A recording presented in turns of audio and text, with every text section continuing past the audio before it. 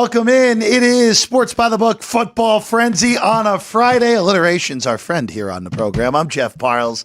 Happy to be with you as always. 2 hours. The best preview in the business, getting you ready for the weekend in football because, well, Jimmy will join us a little bit later, Jimmy Vacarro, but for the full 2 hours, Chris Andrews, Vinny Magliulo on the other side of the desk. Gentlemen, it's always a pleasure. I'm going to take exception. It's not the best. It's the only one That's also from good. A sports book That's also where they're good going for to me. tell you where the bets are. Yeah, There you go. Not, 100% right. I mean, we have our opinion. We enlighten a few things, but this is real money talking here. So I was going to say that was the opinion's very humble of you after your 5-0 week, Chris. yeah, thank you. Yeah. Keep it going, buddy. Keeping it rolling. Well, but seriously, we have had. Listen, everybody in the world knows we had a good weekend last week. Yeah. These guys keep coming up with money because we have so much business, particularly in the colleges this weekend. And there's a couple groups in town. And like I always joke, there's no wise guy union. So they're on a lot of different sides. But we're here to tell you about where a lot of the money is. And of course, you decide for yourself what you want to do with it. I think there's a little better schedule overall, too. And starting tonight. Nice triple header tonight. Well, let's start right there. How's that for a segue? There you go. Look at that. It's almost like we know what we're doing here, right, guys? Almost. Why it's the best. So we'll start off with a conference matchup as the creators of college football intended. Stanford and Syracuse, both in the ACC. Stanford goes across country to the Dome. Both teams off a bye. Syracuse looked pretty impressive in their first two games of the year. They beat Ohio, covered some numbers, but not all, depending on where you got it. They covered all numbers and won outright as an underdog against Georgia Tech 2 weeks ago. Stanford, it's a program in transition. They did cover against TCU week 1, so that is good from the betting perspective. They beat Cal Poly and covered some numbers in that game, 41-7 in the FBS game. Chris, this has been all over the place. At 9 right now with Syracuse at home with a total of 56. We're a little high on Syracuse. I got to tell you, I think Stanford's a little better than I thought they would be. So, I don't know. I mean, I made the number myself. I made it 7.5. So they bet me the favorite. I'm high on the favorite. Nothing crazy. But, once again, listen, I'm going to be okay with whatever they give me. But this one, I'm fine with that. Yeah, I don't think there's going to be a whole lot of movement. I think if there's any movement, probably towards the favorite, of course. I think with the home field. But, just been a surprise, better than we thought, even though it's early, that being Syracuse. Very, very early. I actually have Syracuse in my top 25 right now. I'd say both teams are better than I thought they would have been a month ago. Syracuse was 100-1 here to win the ACC. Wow. Stanford was a lot longer than that. Yeah. One of the worst teams in the Power Four, at least going into the year. I'm with you. Both teams are better than I thought. A little bit confused by Troy Taylor against TCU, the way he managed that game, but they still found a way to cover. Mm-hmm. I'm staying out of this, but it's a fascinating game. It's a good game for a Friday night to begin this trio because the next game has been another aggressive mover throughout the week, and that's Nebraska hosting Illinois. Currently 8, Chris, which you guys currently have the market low. It's basically 9 across. We're about to go to 8.5. You're about to go to 8.5. I had one guy come up and say, "Can you hold that number? I'll be right back." I said, "Well, hurry." So it'll be 8.5 momentarily. Yeah. But you're as high as 10 on this game. Yeah. With somehow both of these teams are ranked by the 8 people. I don't know why Illinois made this way in there, but both of these teams are ranked according to the voters, and this is 8 with a 42.5. So a low total for a nice sized number when it's all said and done here, Chris. Illinois, one of my the most disappointing teams, let's say last year. Yeah. But I think BLM does have them kind of point in the right direction this year. I like Nebraska a little bit higher here, and I tried to open it high. I think when I opened at 9.5, it was mostly 9 in the market. I don't like to go too crazy, but I'd like to go a point, maybe a half point above or below, just where I think it's going to go.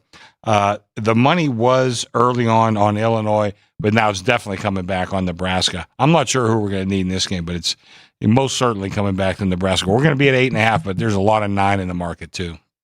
I only see Nebraska money for the until kickoff. I know it came down early, but to Chris's point, both teams 3-0. Nebraska's more than serviceable play under center this year, which was the big problem a year ago, right? I mean, there were games a year ago that they had three different guys playing quarterback, not due to injury. Yeah, so and none of them were any good. No, so but I think I'd be surprised if this doesn't continue to climb. And will it get to the opener? I don't know, but the fact that there are 9s out there now, I think, is a pretty good indicator that it's probably going to be majority of Nebraska money until kickoff. Real, as I said last week, I'm impressed by him, the young quarterback for Nebraska. I'm just watching Illinois. I don't know what the AP voters saw here. This is a team that they saw the record. That's what they go all right. by. So those voters go by the you pushed record. against a bad MAC team in Central Michigan, and Kansas had to turn the ball over 3 times in order for Illinois to win that game by 1 score. I don't see it. With that said, we are getting a little aggressive here with Nebraska, at least in my opinion, from the bettors' perspective. You think so? Yeah, it's a lot of points to cover against a team, and even though I'm not the biggest Illinois fan, their defense is still good. So low total, you missed the best of it on the total, but I'm not sure this game gets into the 40s at all. So that'd be the only way I kind of look in this one. Wazoo welcomes San Jose State. What a nice win last week in the Apple Cup for Washington State. Yeah. They beat Washington. The team without a home gets the big winner, 3-0. Cougars have looked good. Chris, I'm not overly surprised the bettors took San Jose State in this game. Opened 15, got as low as 12, and now it's coming back up the ladder a little bit here. Yeah, we're at 13. It is coming back on Wash State a little bit. I did like this number higher, but I mean, you do have to think about they've been reading their press clippings all week. How could you not? I mean, we're talking about 18, 19-year-old kids. So my power ratings come to 17.5, but even when I say, you got to maybe think that, their Super Bowl was last week. I'm not sure how far up they're going to be for San Jose. But I opened it, 15, down to 13, coming back the other way. So we'll see. I think this is another game. I think it should be a fun game. I think it's going to be a fun night. I don't know if it's a letdown spot after last week, the big rivalry game. Maybe a little slow starting for the Cougs, but either way, I mean, both teams 3-0, right? I mean, look at this Mountain West is making some noise, and we'll get to some more of those teams as we get through today's show. But can't ignore what the Mountain West has accomplished so far. San Jose State looks, even though they lost Brennan in the offseason, their coach to Arizona, Niumatalolo has actually done a reasonable job so far this year at San Jose State. Pretty impressed because that's a program that's been in that was in the doldrums long time, other than and a few spots here and there over the last few years, and thought it was going to go back, but so far at least better than I thought at San Jose State. All right, let's go to Saturday. Let's start in Cincinnati. 2 teams that I had projected near the bottom of the Big 12 do battle at Nippert Stadium. Bearcats 4-point favorites against the Cougars of Houston. Chris, with a total of 47.5 in this one. You haven't changed those predictions, have you, about the bottom of the I have not. Well, Arizona State, I had the bottom. They are not at the bottom anymore. No. I can tell you that. I think these 2 teams probably are going to scrape the bottom of that barrel. But unbelievable 2A action here. Like I said, I mentioned a couple of the big players in town. I got some of the big players on both sides in this one. Opened at 4.5. I think were we at 3.5 at one point? You were at 3. Okay. 3, I think. And now we're back to 4 now. So tons of 2A action on a game that it doesn't look like much of a game, but Jeff, like we say, put up your money, lay 11-10, cash your ticket later. It's as big as they come. Look, a lot of times the games with either the most or significant amount of action will surprise you. And when you look at, we talked about it at the top, right? A little better card overall than a week ago in terms of more competitive games and better matchups, but still, here's a game that people found that the point spread meant something to both sides. So great for us. 2-way action. Love it. Where's Ann? Yeah. Where did she go? She's listening.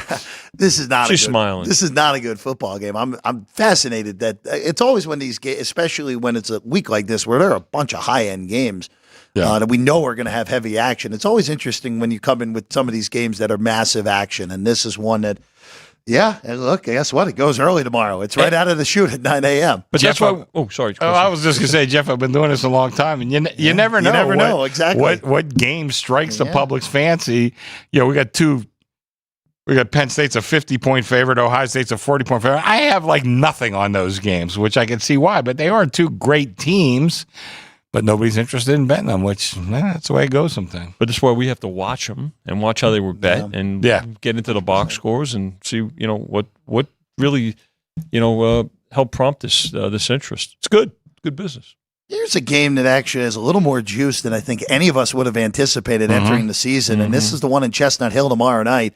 By the way, we're going through these games in Vegas rotation number order as they pop up on our sheet, so that's why there's some start times that may not be in order here today. And we miss a few games in the rotation because some we just choose not to talk about. Exactly. You mentioned Penn State as a 50-point favorite more than I anticipated today. Off a bye week. On your screen right there. Right. A 50 with a 55.5-point total. That's all you really need to know about that game. Let's go to Michigan State and Boston College. You know what? Both of these teams are better than I thought they would be. And even in defeat last week, Boston College pretty much was never in danger of covering that game in Columbia, Missouri against the highly rated Tiger squad. Michigan State pulled a nice little upset 2 weeks ago against Maryland on the road. They beat up on Prairie View a week ago. But here you go. Boston College is a 6-point favorite at home in this one with a total of 45.5. Sharp money on the dog throughout here. We opened the game 7, down to 6. Sharp money definitely on the dog. I haven't seen much on the favorite at all, but you might get a little push a little later in this in our show on the favorite. I like the favorite in this one. Michigan State better than we thought, but I think BC is way better than we thought. Looking to be home here and make a statement, maybe, right? For the Eagles. So, to Chris's point, I'd be surprised if we don't see some money for the home team here. I will say this. Later start, by the way. 5 o'clock tomorrow. Nice 8 o'clock Eastern start in Chestnut Hill. Yeah. Will be a brisk September night. Sure will, yeah. There in suburban Boston, basically. I will say this for Boston College. Again, they're with the way that conference has showed up, where Florida State has not joined the season yet. Nope. Miami looks dominant, but there has to be a second team that potentially will play Miami in Charlotte. And Boston College, Syracuse, Louisville, Clemson too. Don't forget. Clemson, of course. Yeah, we'll get to them in a moment. There are a lot of teams that we did not anticipate that if Clemson falters at any point, or Miami falters, it could be a weird second team. You're right. Either one could fall. I'm not, coaching for Miami could become an issue. Coaching for Clemson could become an issue. Let's move along here. Let's go to a game that you asked me 3 weeks ago. I wouldn't have said we would even touch here today, but here we are with Northern Illinois, ranked in the AP poll. Sure, why not? 13.5-point favorites against Buffalo. Now, Chris, Northern Illinois had a bye last week after that monster upset of Notre Dame. This feels like a pretty good spot to go against them where, again, you do have the bye, but it is, look, you've been reading your press clippings for 2 weeks, and again, you had to move Northern Illinois up in your power ratings, but how much is too much potentially for that? Well, I think they've overestimated. I mean, that was a huge, huge game, and I know they've had 2 weeks now to kind of get their feet back on the ground, and I respect that. I can see where that is the point. Nevertheless, I do like the dog here. I think Buffalo, I made this number 9, but you can see the public is all over Northern Illinois. But a lot of wise guy money showing up on Buffalo. And Jeff, like you said, a month ago with this, if we were making these charts a month ago, this would not have been on. No chance. But now this is wind up, well, of course, because of Northern Illinois' upset, but a ton of business on this game. Great two-way action, which, obviously we just love. But I happen to like the dog in this one. I think we got as high as 14.5 on this at one point, Chris. You might be couple right. of touchdowns. And that was the absolute take. I mean, you're getting 2 touchdowns with Buffalo here. So, I mean, no real surprise, that there was a take on the dog here by very respected opinions. Just a very, even with the bye, it is a difficult spot for Northern Illinois. It just is. And again, you're Going, Chris, obviously this is a home game, but you're going from being a 30-point underdog to a 13.5-point favorite the next week. That doesn't always work out great in colleges, but it's something to look at that I think right now. I mean, when was the last time Northern Illinois was a 2-touchdown favorite over any FCS team or FBS team? I probably did. We'll have to double check that, but I'm sure they did it against some of these really bad MAC teams. Yeah, and they were in one of the major bowls against what Florida State was at was 5 or 6 years ago. That was Jordan Lynch's team. That was 06? Yeah. That long ago? A long time ago now. Oh, dear God. Yeah, I'll have to double check that, but that was a long time ago. But, hey, they were there. They were there as a MAC champion all those years ago in South Beach. All right, let's go to a game where both teams have underachieved through their first 3 games, and that is in the Big 12. And really, Chris and Vinny, this is a game where your season can spiral out of control if you lose this either side. Kansas and West Virginia both 1-2. Kansas losing twice as a favorite on the road at Illinois, and then last week to UNLV, losing as almost a double-digit favorite in that game at home. West Virginia, look, it's one thing to lose to Penn State. Penn State's a really good team. It's another thing to blow a 10-point lead in 4 minutes against Pitt, which is what West Virginia did a week ago in the backyard brawl. You guys are at 2, open 2.5. Really, the total's been the big shaker in this one so far, as high as 59 and now back to 57. Well, money's both ways on this game, too. The early money was on West Virginia, but now it's definitely coming back on Kansas. I'm going to take a bet. We're at 2. I see a lot of 1 in the market, 1.5, 1. Might even be going lower since we've been on the air. But I have no strong opinion in this game. Like you said, Jeff, both disappointing. I really thought West Virginia was going to make some noise this year. I really thought Kansas was going to make a lot of noise this year. And both teams have really faltered. I have to look at this West Virginia because I had been giving them 4 points for a home field, one of the stronger home field advantages. I'm not sure it's come to fruition this year, certainly not. But even last year, and I try to go with like a rolling average of a couple years as I do my home field advantages. But I may have to lower this one. It doesn't look like it's all that strong. I mean, the fan support is great, but the team doesn't play all that well, or hasn't so far. Best number on Kansas if you're looking for it. Yeah, it's all 1 now. Right, it's all 1. Yeah. Kansas offense hasn't looked the same with the coordinator change. Yeah, that was clearly that's an impact. That was one thing going into the year. I think at least I missed because I respect Andy Koltanecki a ton. He's been in Leipold his whole career now at Penn State, and see Aller's taking a step forward with Koltanecki. Jalen Daniels looks lost right now, and I think a lot of that has to do with the fact that offense is just not coordinated the same that it was under Koltanecki. I want to mention a friend of mine, a Twitter friend, but we've talked on the phone a few times, Dave Bartu. Yes, and very smart man. Bartu, he's a hell of a guy. If you get to know him, I mean, he's a hell of a guy. But one thing he does, I'd say better than anybody, is evaluate these coordinators and assistant coaches and their movement. You could really track a lot with Bartu. I really like the move to Penn State, but I didn't think Kansas would be hurt all that bad, and that has come to fruition. The quarterback, especially, players become very attached to coordinators, and special teams coaches, particularly in college. I would say more in college than in the pros. And with so much movement because of the transfer portal now, a coordinator change can be more impactful, and I think we're seeing it in some cases, and this is one of them. Yeah, this is Jalen Daniels, when he was healthy 2 years ago, was one of the best quarterbacks in the Big 12. Yeah, absolutely. He has more interceptions in 3 games this year than he had all of 2 seasons ago. So I think what you said there, Vinny, was at the beginning of the conversation, 100% spot on. And like you said, Chris, up for Penn State, didn't make much of an adjustment on Kansas, and I think we needed to. Should have. I didn't realize it, really. Let's go to the ACC next. Louisville, Jeff Brom and company, they were in the ACC title game a year ago, and they're kind of just sliding under the radar so far. 2-0. Georgia Tech somehow played 4 games already, sitting at 3-1 right now. Louisville had a bye last week. They really put it on Jacksonville State 2 weeks ago in a 49-14 win.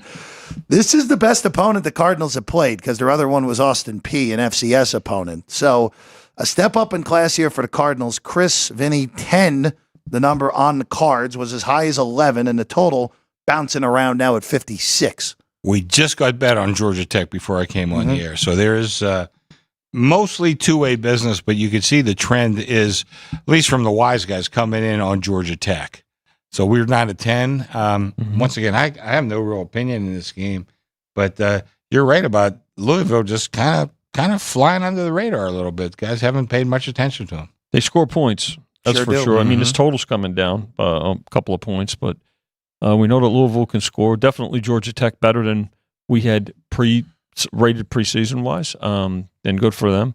So, but if this goes below 10, then I think that's certainly a threshold that we'll see Louisville money. But again, the fact that they can score, I think, will attract some business.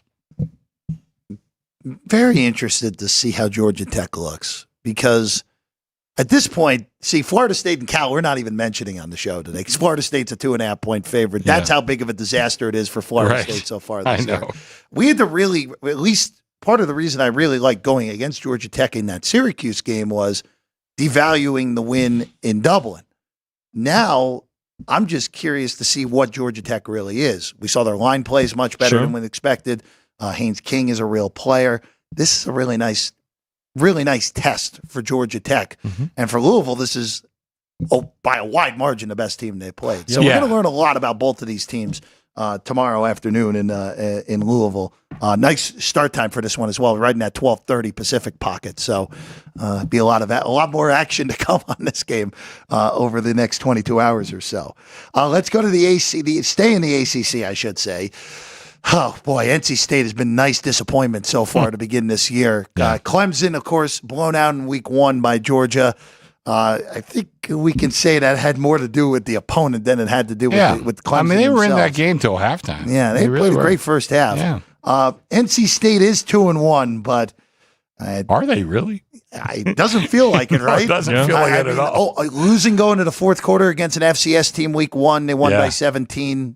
Final score didn't indicate what that game was. Tennessee still scoring on them 2 weeks later. I mean, I had them that day too. Yeah.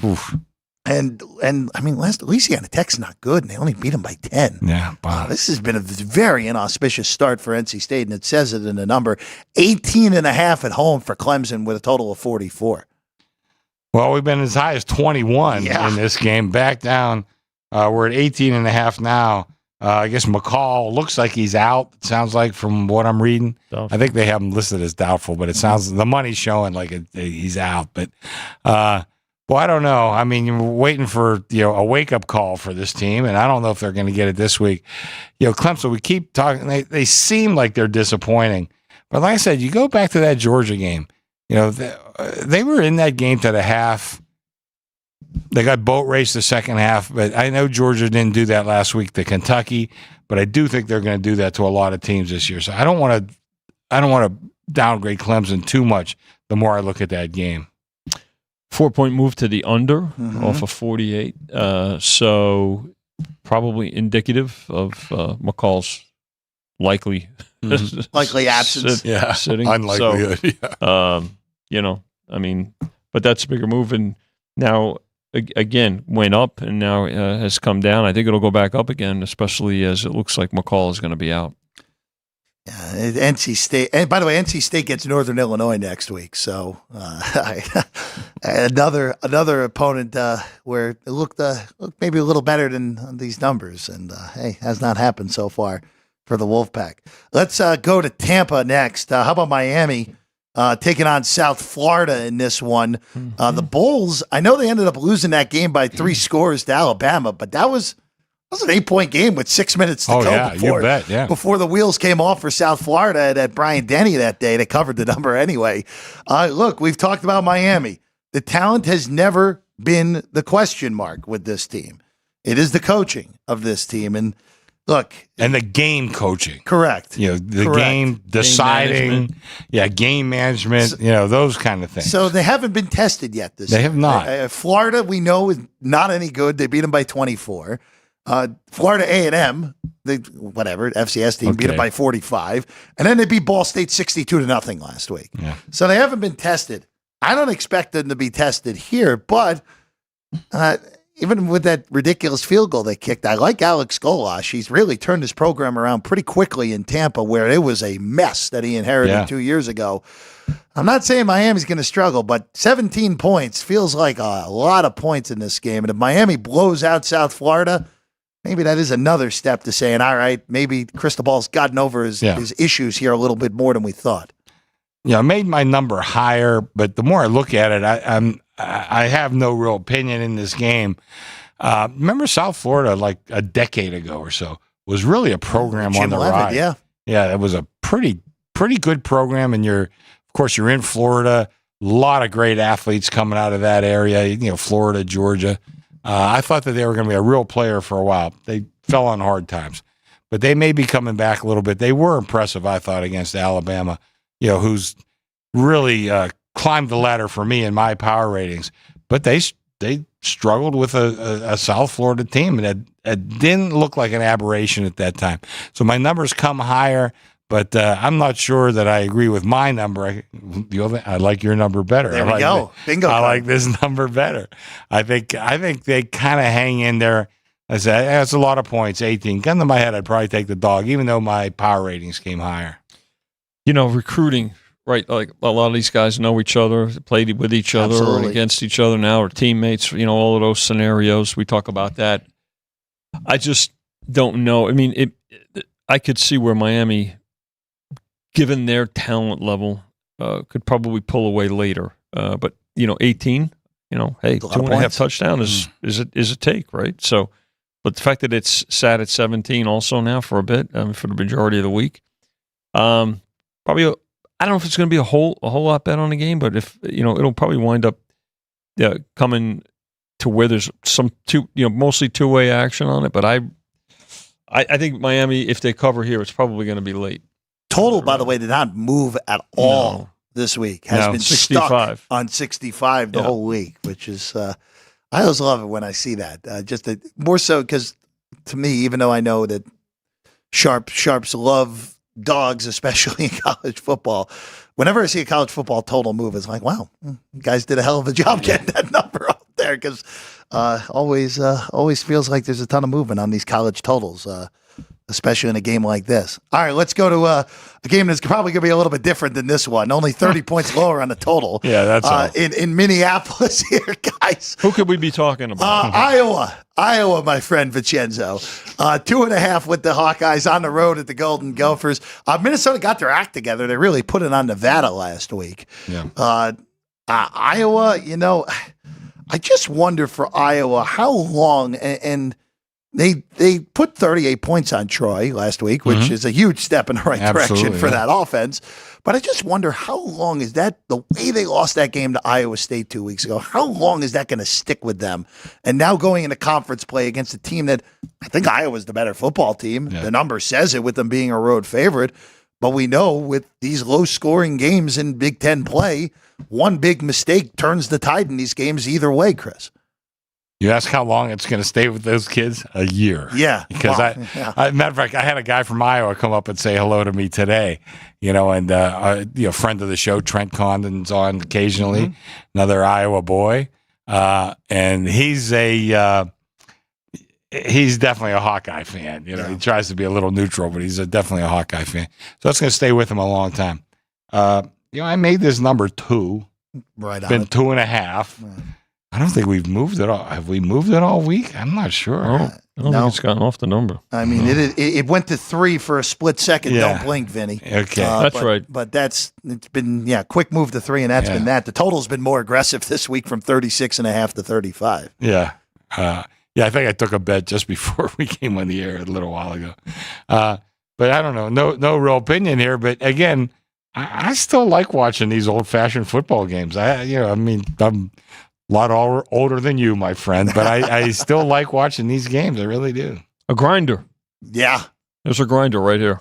Yeah, right? When you're seeing 36 get bet under.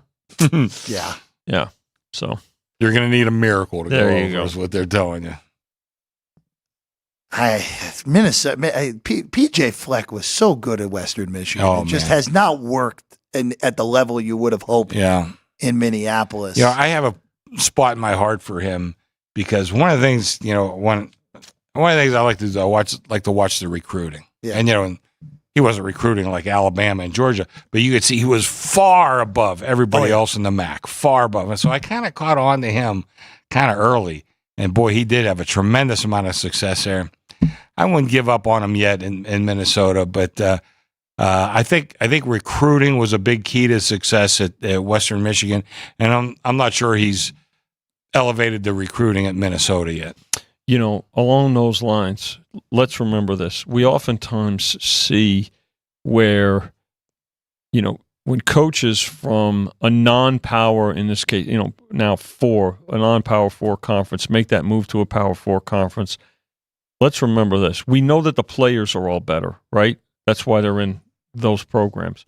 But the coaching is a lot better too. Yeah. And so it's a big step up for a lot. Not saying that they can't get there, but it may take longer, and it may be in some cases not happen at all. Maybe a coordinator route sometime. Vinny, to your point, I mean, you got coordinators in these power, particularly SEC and the Big Ten. They're making like close to $2 million a year. You're a coordinator. Venables, boy, that's a hell of a job. Venables was making all that money at Clemson before he went to Oklahoma. I mean, look at Ohio State with. Chip Kelly, forget leaving a Group of 5 job. He left UCLA. He left the offensive coordinator of Ohio State. So let's go to a former Big East matchup now. Big East football. Oh, yeah, right. Yeah. Big East football. I didn't think of that, yeah. Virginia Tech welcomes Rutgers. Virginia Tech was a team a lot of people liked coming into the year, and of course started with a monster thud in Nashville with that loss to Vandy right out of the gate. Rutgers, off a bye, they've really taken it to 2 lesser opponents so far. The bettors have liked the Scarlet Knights in this game, though. 3.5 now on the Hokies with a total of 45. Yeah, a lot of sharp money on the dog, not just public. But I was one of those guys that was really high on Virginia Tech coming into the year. I one of the sides I gave out was Virginia Tech over Vanderbilt. And later on, I talked to the Bear, and Felica told me he loved Vandy. Now, I'm not saying I would have changed my bet, but I probably would have passed on that game. When I went, Chris loved them. I like the other side. I got to have a ton of respect for the Bear. I would have just passed, but I like them coming into this year, and I got to tell you, I like Rutgers too. I think his team is really playing some decent ball. No strong opinion for me in this game, but the wise guy's definitely on the dog here. Well, they took 4. Which 4. Is, they did. It's a good number. Rutgers too. Both games at home. Yes. Right. So, and we know Rutgers they're much better at home than some teams actually play better on the road. Maybe road a lot of times is a pretty good tonic for some teams. I want to see what Rutgers does in this game even though I know they have had 2 weeks to prepare for it. Going on the road, not a real extensive trip, but nonetheless on the road. We'll see what they do in their first game away from home. I'm very curious to see how Rutgers looks because they've looked a much better on offense this year so far than they have the past few years. It's a whole different ball game than Akron and Howard for Rutgers. So I'm very curious. This is an in-game game I have circled actually. Wow, okay. Because if Rutgers looks good, this game is close. You're going to be getting some points even in game. So that would be the only way I'd probably look at that. All right, let's go to Provo next. This is late night. Big 12 after dark now because Pac-12 after dark doesn't exist anymore, unfortunately. 6.5 on this game. There's a lot of 7 in the market right now, guys. You guys had 7 also earlier in the week on this game. We opened 7.5 with Kansas State. Now 6.5 on the Purple Cats on the road at BYU, who I will say, guys, I thought BYU was going to be awful, and BYU is 3-0. They're better. And they have looked significantly better than I would have expected so far this year. Well, when my games of the year, maybe it could have been a tip-off, Paul Stone was all over BYU. Yeah.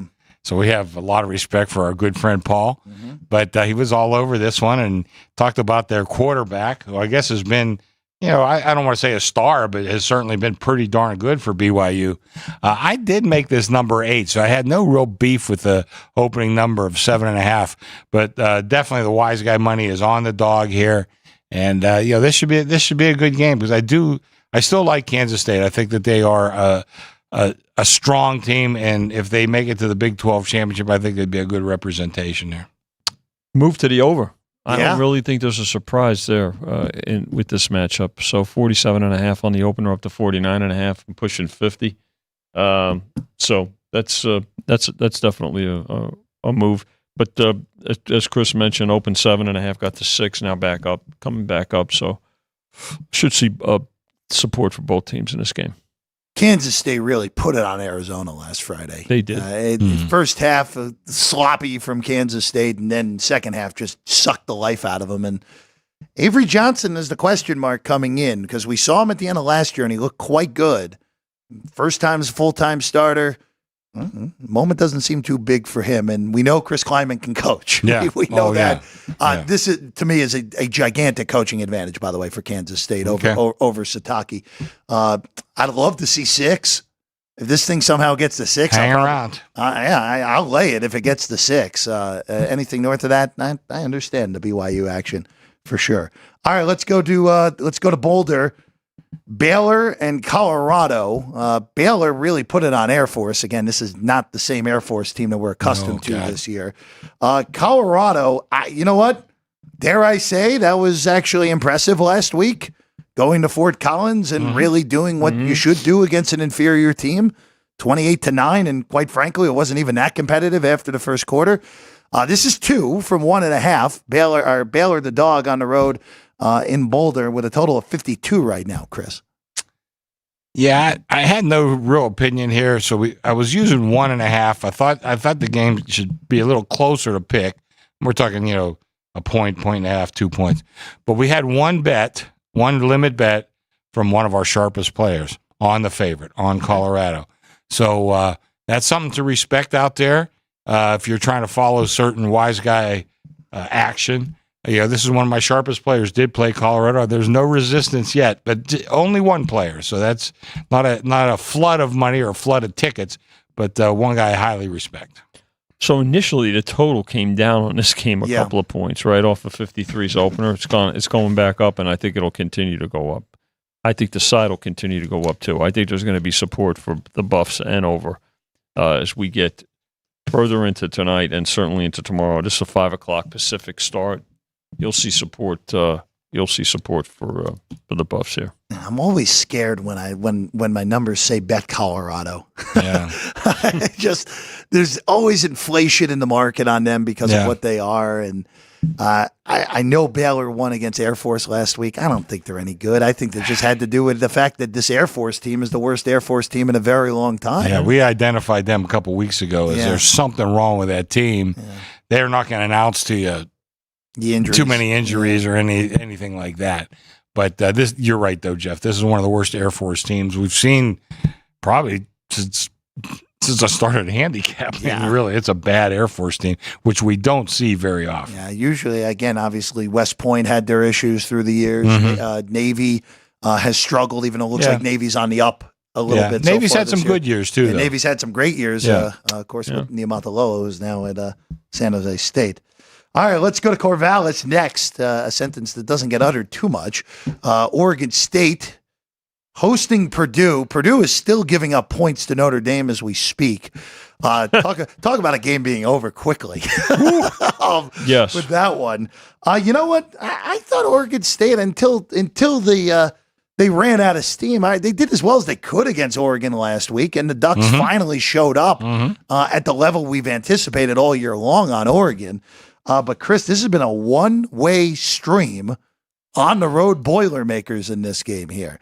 5.5 to 3.5 now on this one. I thought I opened 6. Yeah, my screen says 5.5, so you did open 6. I opened 6. So how about even 6 to 3.5? 6 to 3. That's a lot of money, buddy boy. Let me tell you right now. And it's all sharp money. A lot of sharp money for the dog. Sharp money, big money for the dog.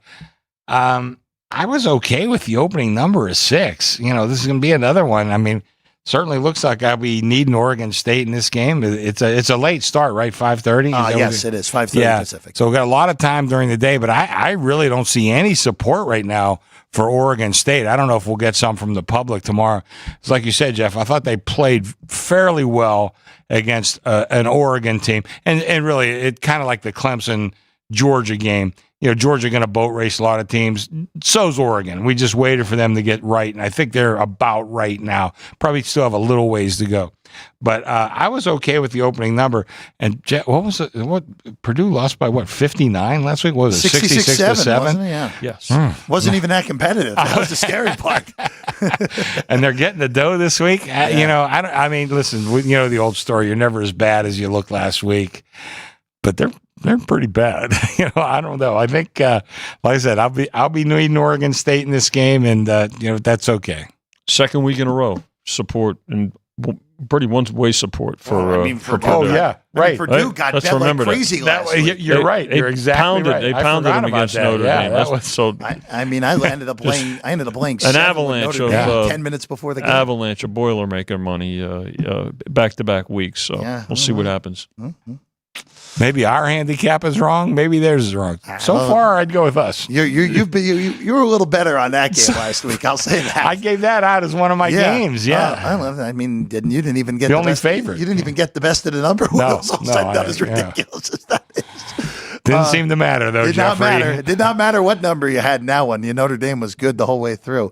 All right, let's go to the Plains here. Auburn welcomes Arkansas in a game that, quite frankly, confuses the hell out of me, fellas.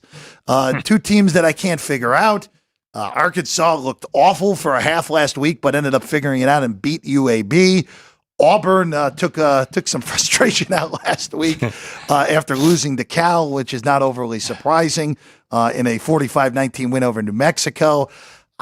I don't think either of these teams are really any good, guys, and I think the number kind of sticks to that. Arkansas has gotten bet from 4 to 2.5, which, quite frankly, makes sense that it would be take the number in this one with the way Auburn's looked so far. Yeah, big cash for the dog. That's what I got written on my sheet. Big cash for the dog.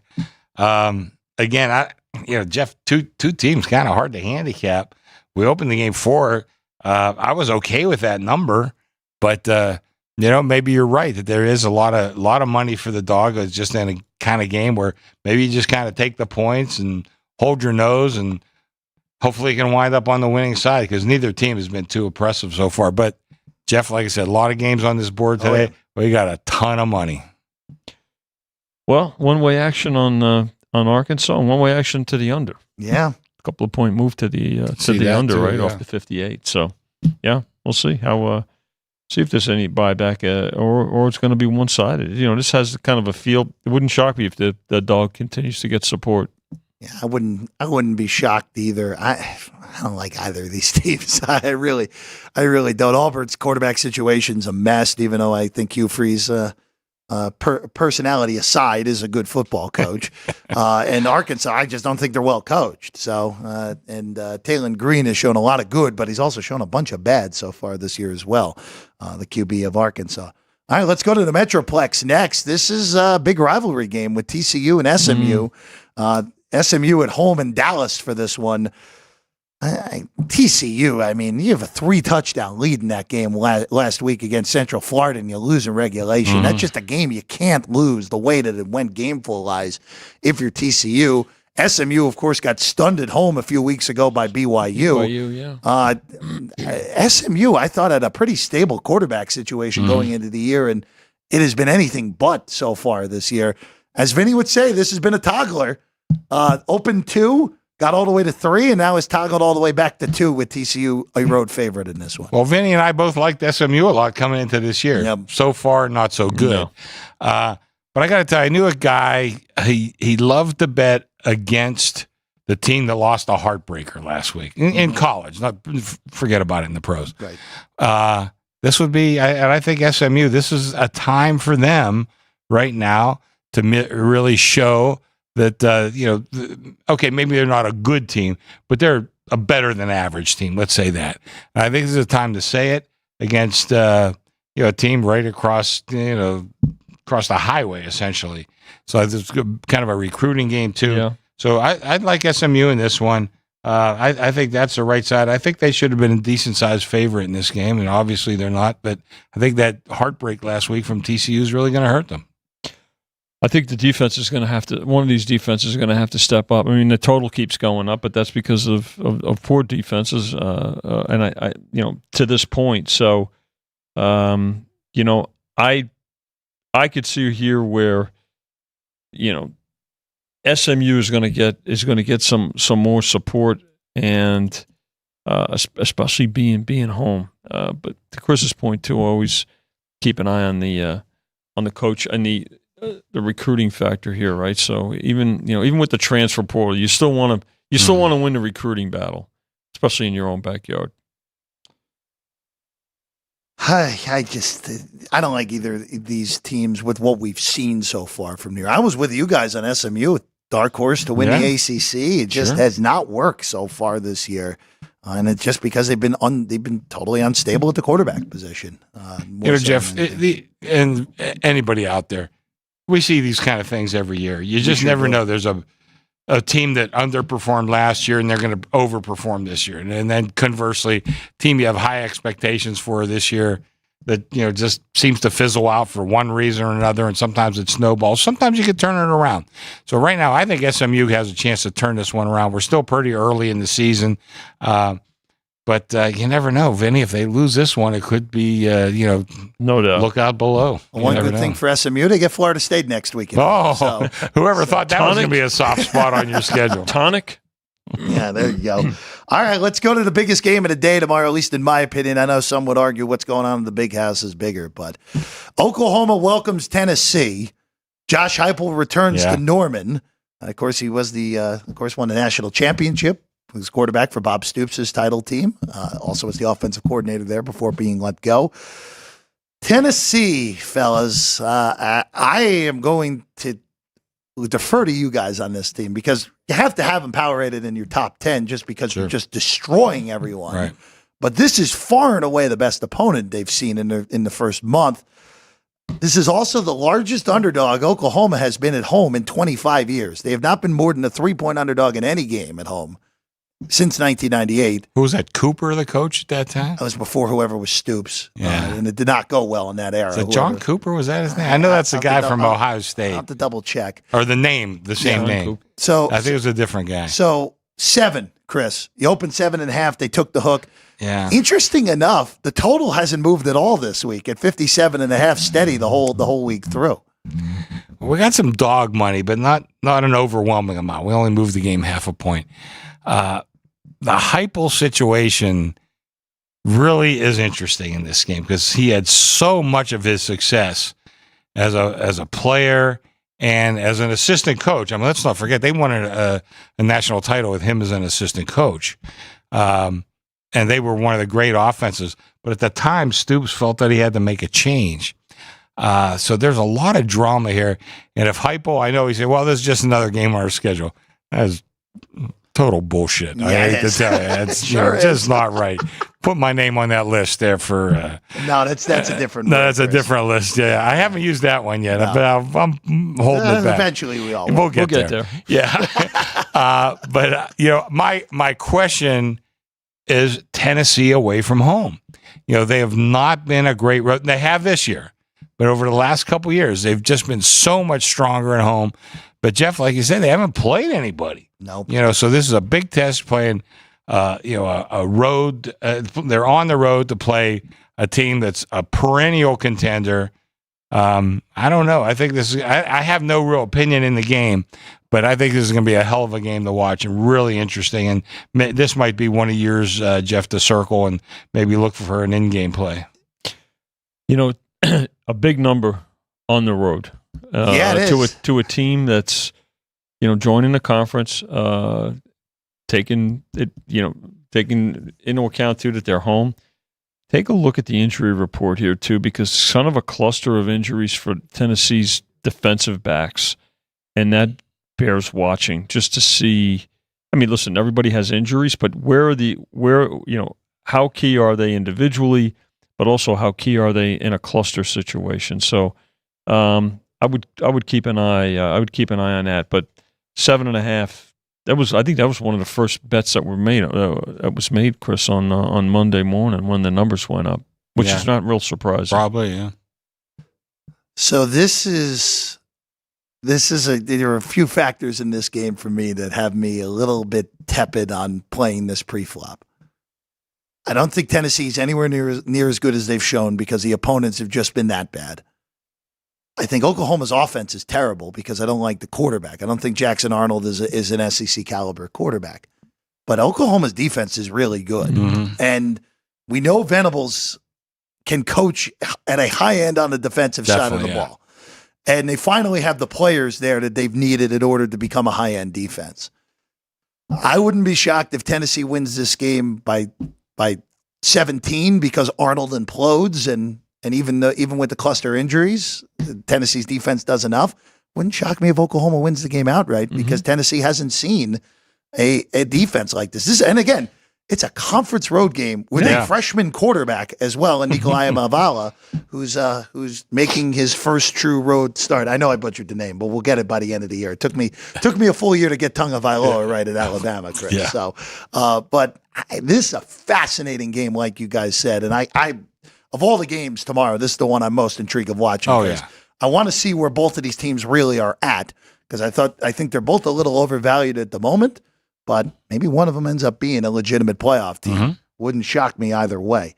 All right, moving along here. Now to a game that is a lot of fun betting-wise. We keep it in the Sooner State. Well, actually, before we get to Oklahoma State, I have to bring it up. Arch Manning is starting for Texas this week. Mm-hmm. Arch Manning was absurdly good last week in relief of Quinn Ewers. Yeah. I'm in the camp here, guys, and this may sound nuts to people out there, where Quinn Ewers was properly the Heisman Trophy favorite after the Michigan game, and he might not even be the best quarterback on his own team. As ridiculous as that may sound. I saw some draft guys saying, even if Arch Manning doesn't start the rest of the year, does he get drafted ahead of Ewers, who's probably going to be Ewers going to be a top 5 pick. I was going to say, they don't have a lottery, but you know what I'm saying, like kind of like a lottery pick. But that Manning kid looks, pretty good. That DNA stuff DNA is powerful stuff. I like to say, yeah, he looks pretty darn good. But I've and if anybody was following earlier in the week, I put Texas on top of my power ratings. I think right now they're playing better than anybody. I mean, they're 43-point favorites. Oh, money showed for the dog, though, by the way. Yeah, I know. 45. Monroe, they took the funny 40, part is Monroe 45. is much better than I think any of us realize. I know. I agree. They are much better. Yeah. Let's see what Arch does in conference. Well, they start with Mississippi State, and then it ratchets up pretty quickly with Oklahoma and Georgia back-to-back weeks for Texas. All right, let's go back to the Sooner State, Utah and Oklahoma State. If you know Cam Rising is starting, you're better off than any of us right now. Because this number has gone all over the place where Rising's not going to play. Rising's going to play. Rising's not going to play. We won't know until game time. Let's be honest with ourselves. We did this song and dance with Utah all year last year and he didn't take a snap. So, Chris, you guys have it a pick. I think that's currently the right number until we know on Rising. If Rising plays, how far do you move this number, Chris? Because probably at least 2 points. He's the most important. I know this will sound weird to some. He's the most important player in the country to me because after watching his backup now for a game and a half, it is a monstrous drop-off for Utah's offense without Rising. I got the text that said that Rising looks like he's out or questionable. And the first thing I thought of, did you just send a text from last year? Cut and paste? Wasn't it? Yeah, cut and paste from September of 23. I mean, I swear to God, we went through this whole thing last year. I mean, every week was the same thing. And here we are again. And what's Rising? 26 years old or something like that? At least, right? I think they showed, and then who's the Oak State quarterback? Alan Bowman's been in college for 8 years. I was going to say that. Yeah, that's actually not BS. He has been in college. They had for 8 a stat where in the Colts game, I think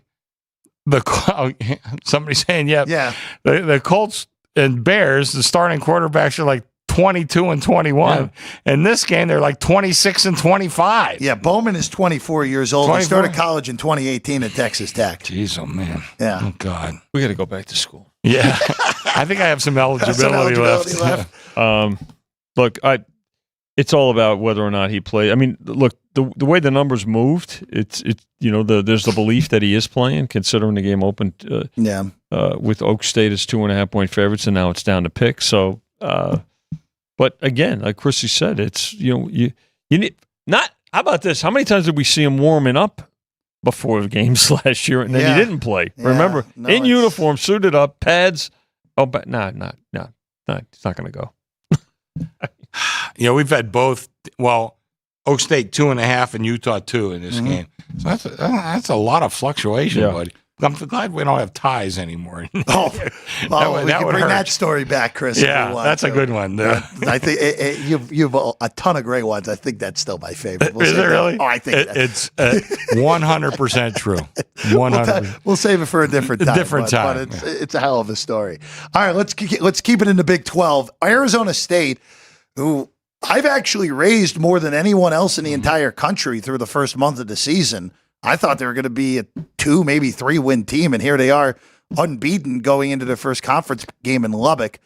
3.5 with Texas Tech, 59.5 the total. This is a fascinating game now that Brooks is back, the running back for Texas Tech. Well, he is back, and that made a difference because before that, Texas Tech, you talk about Arizona State rising in your rankings. Texas Tech is lowered in my rankings. But they did have who'd they play last week, Jeff? Texas Tech is still scoring against North Texas. Yeah, okay. Well, not a great indicator, but still it showed that they got back on track. So what did I make this number? I think, where am I at here? Texas Tech. Open 3. Yeah, I made the game 2.5. So the number's right there for me. But this is another game. Excellent two-way action. Excellent two-way.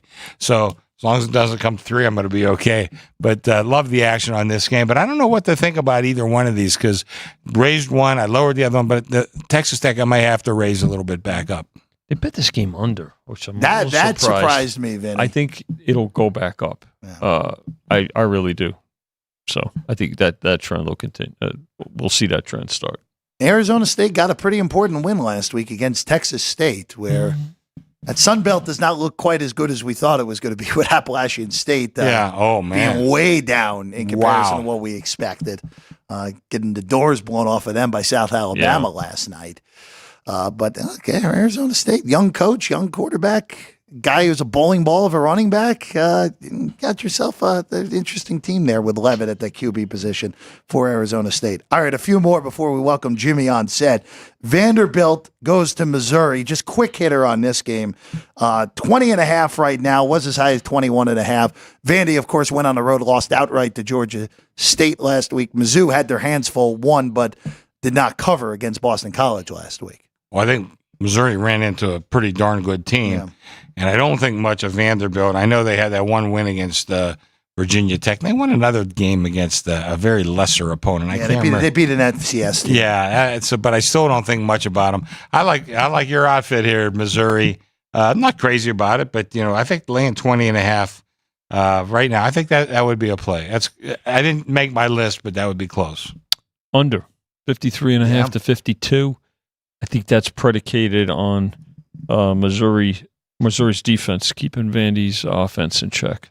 Missouri defense has been great this year. 2 shutouts to begin the year. Boston College, after that fluky play where Castellanos fumbled the snap and then had a busted play downfield for a 60-yard touchdown, Boston College didn't do much of anything after that. So that's a defense that is slowly but surely getting respected in the fashion that it should be. All right. Well, this is actually a pretty good game here right at the top of the hour, near the top of the hour that we get to the big house.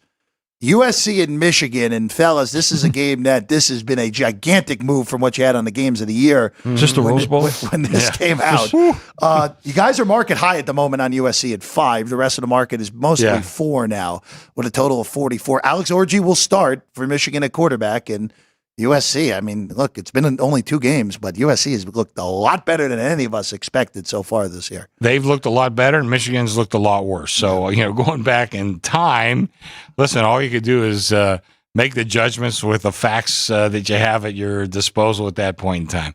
So I thought, whatever I made it, I can't remember, but Michigan, I just thought was going to be much better than USC. Now I don't think so. But we've been 5.5 in this game with just tremendous two-way action. This is a game that we used to see in the Rose Bowl occasionally, but now it's a regular season Big Ten game. How about a conference game? Yeah, who knows? Who knew? USC's defense has been much better. That's the surprise, thing, right? Yeah. And credit them for that, because that's something that they had to sort out. And might have been a different season for them last year had they been even 20% better defensively with Williams at quarterback. So, but move to the under here from 46.5 now down to 44. I just want to hit 2 games quickly before Jimmy wanders in here. Well, don't you want Chrissy's picks too? Well, we'll get those. Don't worry. Oh, we have to wait. We'll say you're hour. You're going to have to stick around for hour number 2 to teaser. Get Chrissy's picks. UCLA and LSU, I only want to bring up because this has been a mover. Yeah. 25 at the peak. You opened 24. Now back to 3 touchdowns with LSU laying it at home against a UCLA team that's just not good, especially after what we saw a week ago. I was texting with a UCLA grad last week. Are they really that bad? Getting all those points from Indiana? I said, well, we'll see.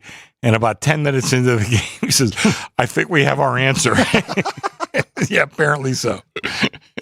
3.5 touchdowns is very tempting, obviously. Right? It's down to 21 now. Yeah. Money's on the dog. Not like LSU's look great either. There's a team with some defensive problems. Yeah, again. USC beats them here. They were lucky to get out of Columbia, South Carolina with a win last week. Not been inspiring so far from Brian Kelly and company. All right, I want to end on this one. The Sadness Bowl in the SEC. Mississippi State welcomes Florida. Florida has played 2 real teams, has not even been competitive. And here they are as almost a touchdown favorite on the road in Starkville. And all I have to say here, fellas, is yikes that this Florida team is almost a touchdown on the road in conference play. Just a testament to what Mississippi State isn't at this point in their program. Remember the Jackie Sherrill days? That might be before you were born. That was definitely before me, I can tell you that. But they were like penciled in for the SEC championship game almost every year. I mean, they were a dominant team. Bama was down at the time. LSU wasn't so great. But I mean, Jackie Sherrill, that team won almost every year. Boy, they'd love to have Jackie Sherrill back. Even the corpse of Jackie Sherrill, I think at this point would be an improvement. Jackie Sherrill is alive. Oh, is he really? He is. Oh, I didn't know that. He is alive. He's 80 years old. He's alive. Yeah, okay. He's still a kid. What can I tell you? But Jeff, I know what you're saying, but we opened the game 5. We're up to 6.5. Yeah. A lot of money on this Florida thing. Shows you what you think of Mississippi State. If it gets to 7, though, guess what? Oh, it's a take, Vinny. Don't blink. No, they can't blink on this one. Ugly matchup. But this is an early one, 9 a.m., right out of the chute in Starkville. Oh, we'll show up here at 8:30 some Saturday morning. You'll see there's plenty of action coming in. Plenty of people here. It'll be a full boat, as it always is for these weekend days here at the South Point. All right, we'll take a quick break. When we get back, Jimmy Vacarro in studio and the National Football League as well. When we get back, Sports by the Book, Football Frenzy. We have 11 amazing restaurants featuring a wide variety for every price range and appetite. South Point's Garden Buffet has something for everyone at unbeatable prices. Or, if hunger strikes in the middle of the night, join us at Coronado Cafe. The American menu offers breakfast, lunch, or dinner 24 hours a day, plus a Chinese kitchen for authentic Chinese dishes from 11 a.m. to 11 p.m. From steak and eggs to wonton soup, it's fast and friendly service 24/7. When you need a quick pick-me-up, you can find it at our state-of-the-art Starbucks just inside the main South Point entrance. Order ahead with the Starbucks app for easy mobile order pickups. Or enjoy your favorites in the relaxing dining area anytime, day or night. If you love Mexican food, Baja Miguel's has all of your south-of-the-border favorites. There are dozens of classics to choose from, like fajitas, ceviche, chimichangas, tacos, and more. And for spirit lovers, Baja's colorful non-smoking tequila bar is right outside.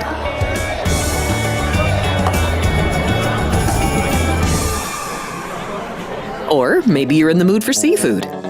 Big Sur Oyster Bar has fresh seafood prepared right before your eyes. Savor freshly shucked oysters, crab legs jambalaya, shrimp and lobster. Beers on tap and a selection of fine wines are perfect to pair with your seafood favorite. Whether lunch or dinner, you'll love this fun atmosphere, located just off the casino floor. Ready to shake things up? Step back in time and treat yourself to one of the oldest restaurant chains in the country. Steak and Shake, famous for original mouth-watering steak burgers and hand-dipped milkshakes in a variety of flavors. For some old-fashioned fun, try Steak and Shake.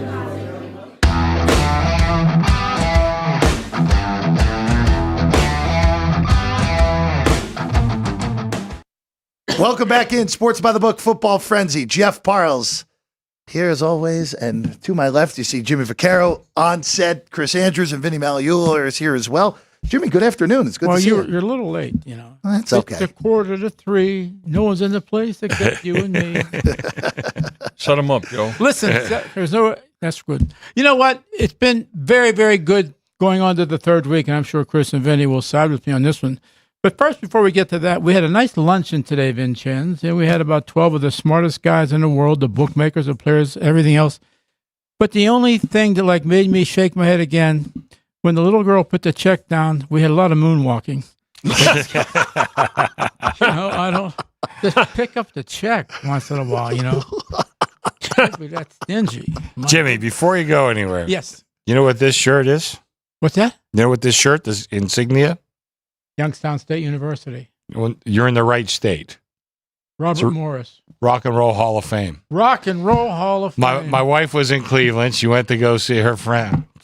I don't even know who it is. That's one that I would like to see myself. I've never been there, so she got me a shirt. I said, first of all, how many X's in front of the L? 2. I said, perfect. Okay, wow. So she got me black, so when I spill stuff all over it, nobody notices. We're one of those shows you can go anywhere we can talk about. That's 100%. right. You can go to left I wore this today. I wanted to show you. You Rock go and Roll to Hall East of Fame. Pittsburgh, where Vincenz is going to visit Chris one day. Then you're going to come to Trafford, whatever. So That's right. Is the Rock and Roll Hall of Fame going to cover the spread today, Chris?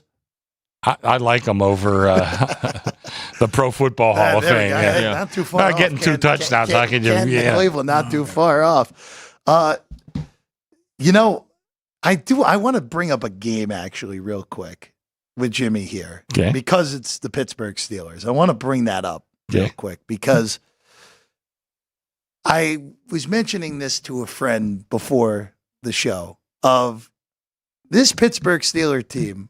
So far this year, I think has caught 3 really good breaks. One of them is that they got Kirk Cousins without his mobility in week 1.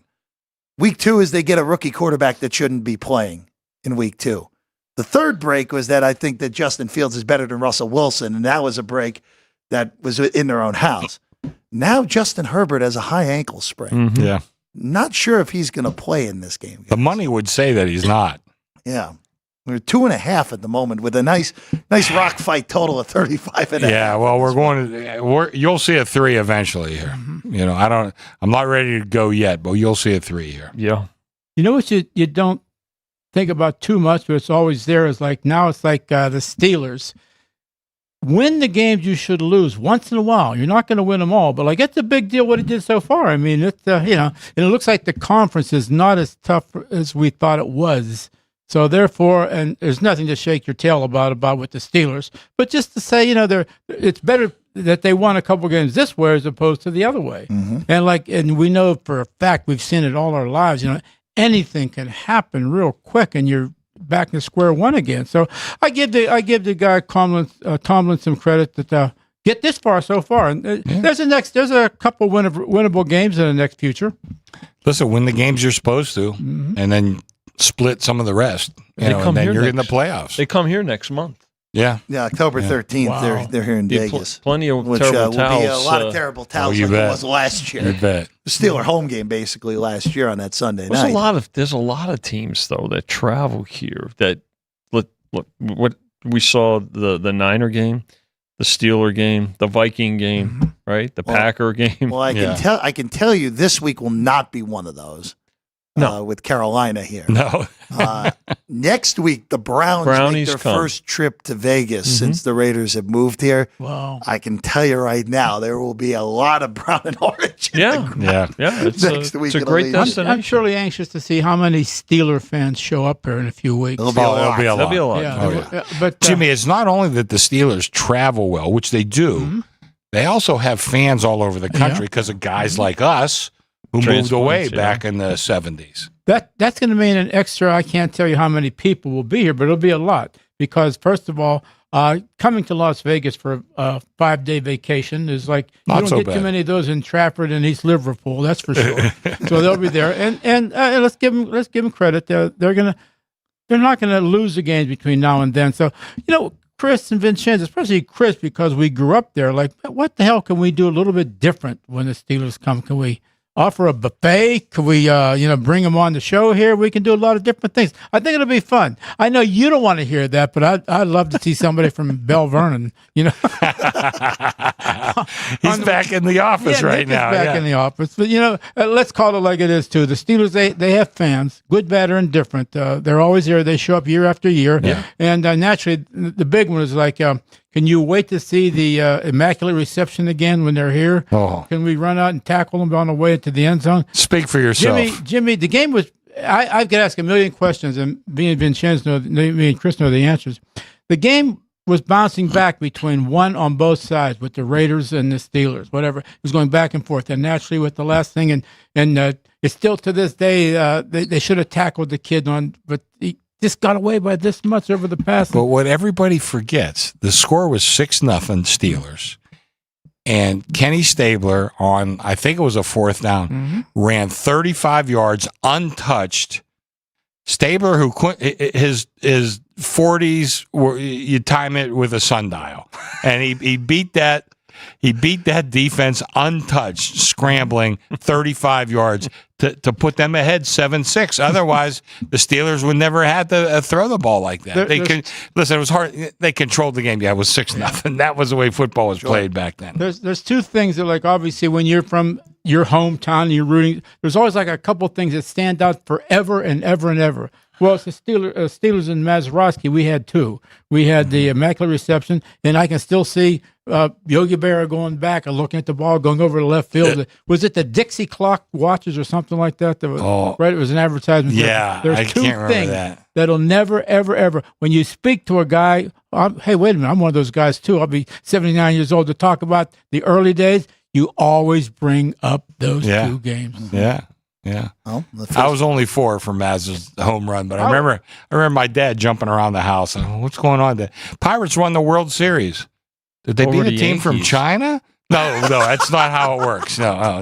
One more thing. That's great. That's another dead 100% true story. One thing on the legitimate side with my three close friends here is like, everything's starting to even out now. With the numbers are settling down, especially in the college, because you work your ass off all summer long. You come up with solid numbers, but like even you after, you got to give it a couple of weeks because first of all, I mean, the transfer things, the coaching changes, there's so many things in college that can happen. But I think we overcame so far, kids. I mean, the numbers have been fair. The numbers have been great. I mean, we got a lot of two-way action. I mean, we got to have a couple sweat games. And I always say, we'll win about half, we'll lose about half, and hopefully the juice takes care of it. Wouldn't be a Saturday or Sunday without a little sweat. Oh, yeah. You got to have some sweat. 100%. I remember working for Jimmy back at the Barbary Coast, and we'd be sitting there and be, close to 1 o'clock. Do we need anything? I said, we're like dead even. She said, move the game half a point. I want to sweat.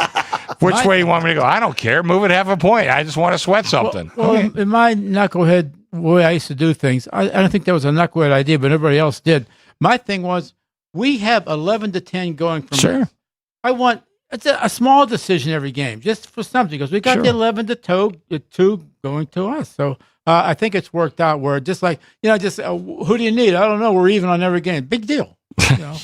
let me earn something to every bet we put. No, we up got there. some sweat. That's for sure. Oh, yeah. That's all right. Well, But great action. I can tell you my that. Great goodness. action. Yeah. well, and I will say real quick on the NFL front, where this week there's only one game north of a touchdown. One game. What's that? Cincinnati? That's Cincinnati. Monday Yeah. night. And that's it. That is the Yeah. only game north of a touchdown this week, Yeah. including last night, Wow. which Yeah. was obviously a beatdown. Aaron Rodgers looked pretty good last night, just throwing that out there. But that's it. Only one game north of a touchdown this week in the National Football League at the current moment. Well, I'm going in the back now. Change some numbers so it won't be the only game. So going there's some north. sweat. There we See go. you later. Thank you, Jimmy, as always. Jimmy Vacarro. Everyone always love it when he's in with us. It's a home run. My brother won $250 because he bet $50 like 2-1. Jimmy was jumping on the bird too, bed too, but then I grabbed Sonny's glad that's all you took. Don't worry. Oh, that was great at the end there. I do want to, going into this NFL slate, I do want to just pivot back to the Steeler game real quick because this total is the lowest by, well, It's lower than Iowa. yeah, it is. Well, It is? Yeah. you got some 34.5s in the market now in this game, but it's it. you know, this is especially now that it looks like Herbert, if he plays, is going to be compromised here Against this defense. against this defense. Not good, but you don't want to be a statue back here. But as we've seen with the Chargers, at least we talked about this last week. I can't remember a team improving at head coach from one year to another as much as the Los Angeles Chargers have from 2023 to 2024, from Brandon Staley to Jim Harbaugh.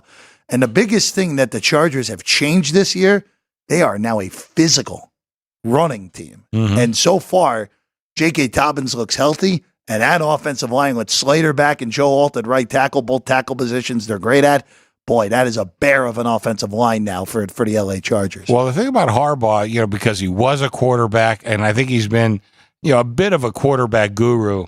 I think people kind of misunderstand. This is the way he likes. I mean, he likes that physical running game, and so you tell some of those people that, and they get a little surprised. But he likes to run the ball. He likes to play great defense, and he will get good play out of Herbert.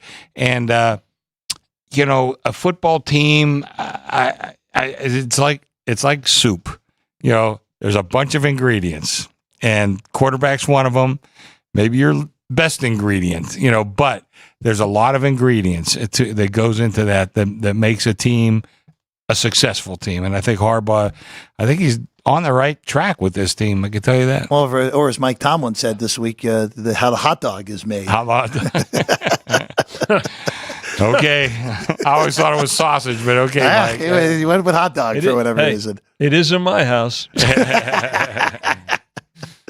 Oh, man. I'm having some fennel sausages for dinner tonight. Oh, you got fennel sausages and pepper. Oh, yeah. You're speaking Vinny's language right there, Chris. Yeah, we Greeks know how to cook a little bit. I would agree on that. 2.5 Pittsburgh right now, 35.5 the total. Again, Justin Herbert, questionable right now with a high ankle sprain in the same foot that he had the plantar fasciitis earlier. That's not good. Yeah, earlier in the summer. Good. All right. Chris, you mentioned this game earlier. The quarterbacks are younger than the Oklahoma State-Utah game. And 0-2 Indianapolis welcomes 1-1 Chicago. So there's some pick in the market now on this game. Indy's a 1-point favorite behind us. Total's gone up a point from 42.5 to 43.5. DeForest Buckner, Indy's best defensive player, not expected to play in this game. And Chris, Indy's defense has been a sieve so far this year. Bad against the run in both of the games, mixing it over 150 yards. Green Bay had no semblance of quarterback play and still beat them because of that ground game. And now it's Chicago, where DeAndre Swift hasn't looked particularly great. That Bear line has struggled. But the market is betting Chicago in this game ever so slightly. Ever so slightly, because it was 1. We went to 1.5. We're back to 1. I guess there's picks in the market, but we haven't gotten there yet. I saw an interesting thing from Tom Brady. I don't want to talk too long about this, but Brady talked about how when he came up, and you can kind of say the same thing about Peyton Manning. It took, well, not in this sense, but it took Brady 4 or 5 years to earn the starting position at Michigan. Then he got in the pros, and he says he was like 7th on the depth chart. Probably wasn't that far, but he was 4th. And it took him a while to earn the starting position. He says, right now, you don't see this even from college. Kids are you don't start right away. And it's worked out for some of these guys. Joe Burrow leaps to mind, and, C.J. Stroud. If you don't start right away, a lot of times you transfer and look. So you're not really learning the game. And then when you get drafted number 1, first overall, first round, you're pretty much expected to come in and start right away. Drake May, I think, the only one that didn't do it. Yep. But that's been going on for a couple years. But even you go back a generation, like Peyton Manning, they drafted him. They were terrible. And he was awful his first year. And you go look at those numbers. You can't believe this guy became one of the all-time led the league great. in interceptions. He was horrible. I mean, going way back to Bradshaw. You show Bradshaw and the big bust. Who was he from Wash State? Help me out. Ryan Leaf. You show Bradshaw and Ryan Leaf, their first-year stats. You can't tell which one's going to wind up being a 4-time Super Bowl champion. But the game has changed, and I think for the worse, because these kids are not learning the complete game like they should. And what do the coaches do? The coaches have to adjust too. They have to use what can work. Anyway, that's all I want to say about this. I made this game pick, but this is a great example. 2 quarterbacks, well, particularly Richardson, has so little experience. Although I like the kid, and I like a lot of things I read about him, but he's terribly inexperienced. I think you have to take into account with these young quarterbacks a system, and who's, not trying to force a system. I mean, you're trying to establish. You talk about obviously Harbaugh, right? You try to instill a personality and a system. But too many of these coaches too, they're trying to say this is who we're going to be, instead of realizing who or what they are first. And a lot's being asked of these young quarterbacks, and there's a huge difference, right, from jumping from college, getting drafted, and then going to the pros. I think where you're looking at it is, okay, who's got more stability and health on the O-lines, right? You have to really take a look there. That's where offensive lines come into play, and we're going to get into a couple of games here where the next game we're going to talk about it, the Texans' offensive line, with some injuries, particularly at the center position. Getting ahead of myself. But the reality is you need to take into account what's happening around those young quarterbacks, as well as how, if at all, they're progressing in such a short period of time. Doesn't help that defenses seem to be improving a lot more than the offenses had over the last few years. Again, there are a lot of fun stats at the end of the past week. Teams are averaging more yards per game on the ground through the first 2 weeks, not including last night. Think running backs think they should get paid a little more? 1982. I mean, it's been wild just seeing just the way the game is just transformed over the last few years. And I think in part of that is you have a lot of great quarterbacks have left the game, as we've seen over the last few years. Breeze, Brady, Manning in the last decade, and you haven't found apt replacements for a lot of them so far. Look at last year, though. Even Joe Flacco came in, up from his couch, and played pretty good football. You look at Aaron Rodgers. What did he was he on the bench 3 years, I think, behind Favre? 2 or 3. Well, to even continue that with the Packers, look at Jordan Love. Yeah, here we go. I think this speaks a lot. Like when I was young, they drafted a quarterback. Bradshaw was different because they were, the worst team in the league. But even he didn't walk into a starting job. He had to beat out Terry Hanratty and Jefferson Street Joe to Joe Gillum to win that starting job. But the game was different. These quarterbacks, I think right now, they're not seasoned enough. These kids that come into the game, C.J. Stroud, great year. But he's the exception. He's not the rule. He's clearly the exception. Well, speaking of C.J. Stroud, let's go there. How about 2-0 teams we didn't quite expect? Minnesota upset San Francisco last week. The Texans, ugly, but get it done against the Bears, winning 19-13. Chris, 2 right now. Is mostly 1.5 in the market now. 46 the total. Joe Mixon likely not to play, so Cam Akers going to be the number 1 running back with Damian Pierce out yet again for Houston. And as Vinny said, Garrett Bradbury trending in the wrong direction, the starting center in this one. Well, I made the game pick myself. I think Houston is a good team, but I think they may be a little overrated at this point because last year they did play a last place schedule. This year they're playing a first place schedule, and they're no longer the hunter; they're the hunted. And any one of those cliches, but they're not. But Minnesota, I think right now, I've seen a lot of good things out of them, probably due to coaching, and Sam Darnold. I mean, is another kid that struggled until he's maybe figured out the game a little bit. I got to tell you what, though, he's looked pretty darn good so far. Sure has. And I think right now, I mean, you're talking about a very fine line. We've moved a lot, but in a very narrow range from like 1.5 to 2.5 from back to wherever we are now. But I think the best play in this game, if you want to play it, I would play Minnesota on the money line. I think you might get a little value here, maybe plus 110, plus 115, whatever you find if you're shopping around. But I kind of like Minnesota in this game. I made it pick. It's not much leeway there, cutting it with a very razor blade finish. But that I would favor them just slightly in this game. Chris brought up a key point about the quarterback situation. Sam Darnold has worked his way now. I mean, listen, it's only 2 games, but certainly looks quite comfortable.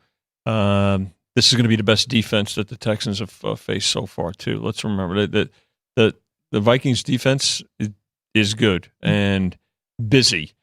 They disguise their looks really well, and I think with the center probably out, that's and Mixon not being there, this is going to be an interesting game. Now Jefferson, he's in. It looks like he's going to play, which is huge, it's tremendous. I mean, that's I think this game comes down. I think the pros are looking to get as many points as possible, but they're going to take a piece of the money line on the home dog here too.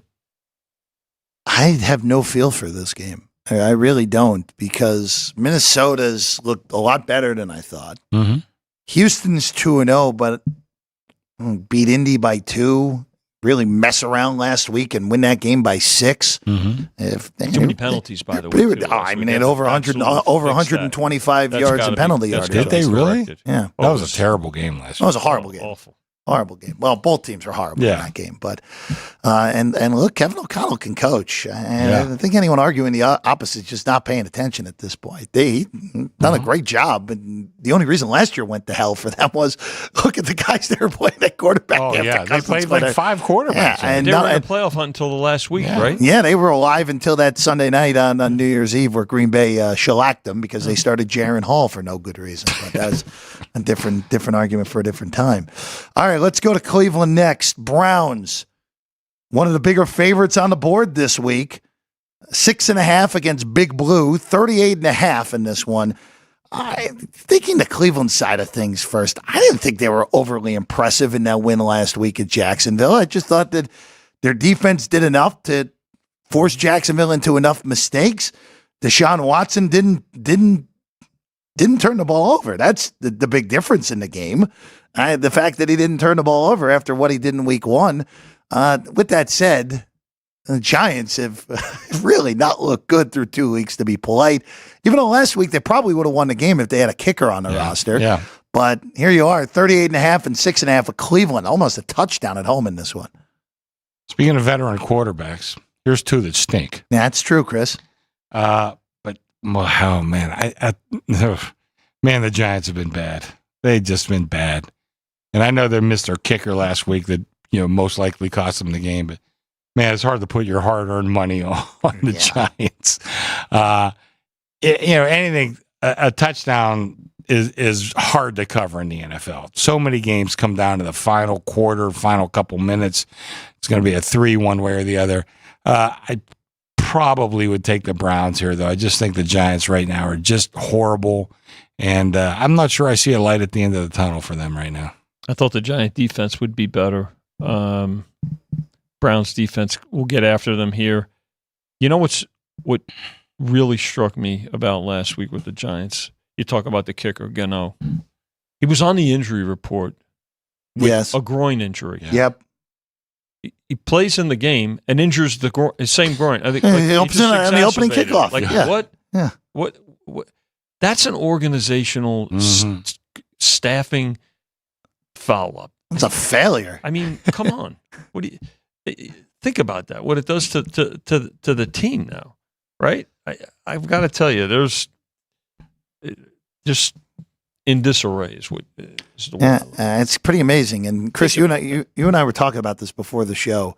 The success they had year one with Dable almost has turned into a detriment, where they paid Daniel Jones. Daniel Jones has been injured and terrible, which is a bad combination. Yeah, take your choice. Yeah, I mean, you're right, Vinny. That what happened last week in Washington with Gano.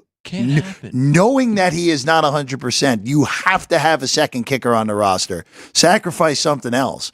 Make sure you have a second kicker because you cannot lose. Right. Look, you can't lose a game against anyone. You especially can't lose a game in division like the way they did.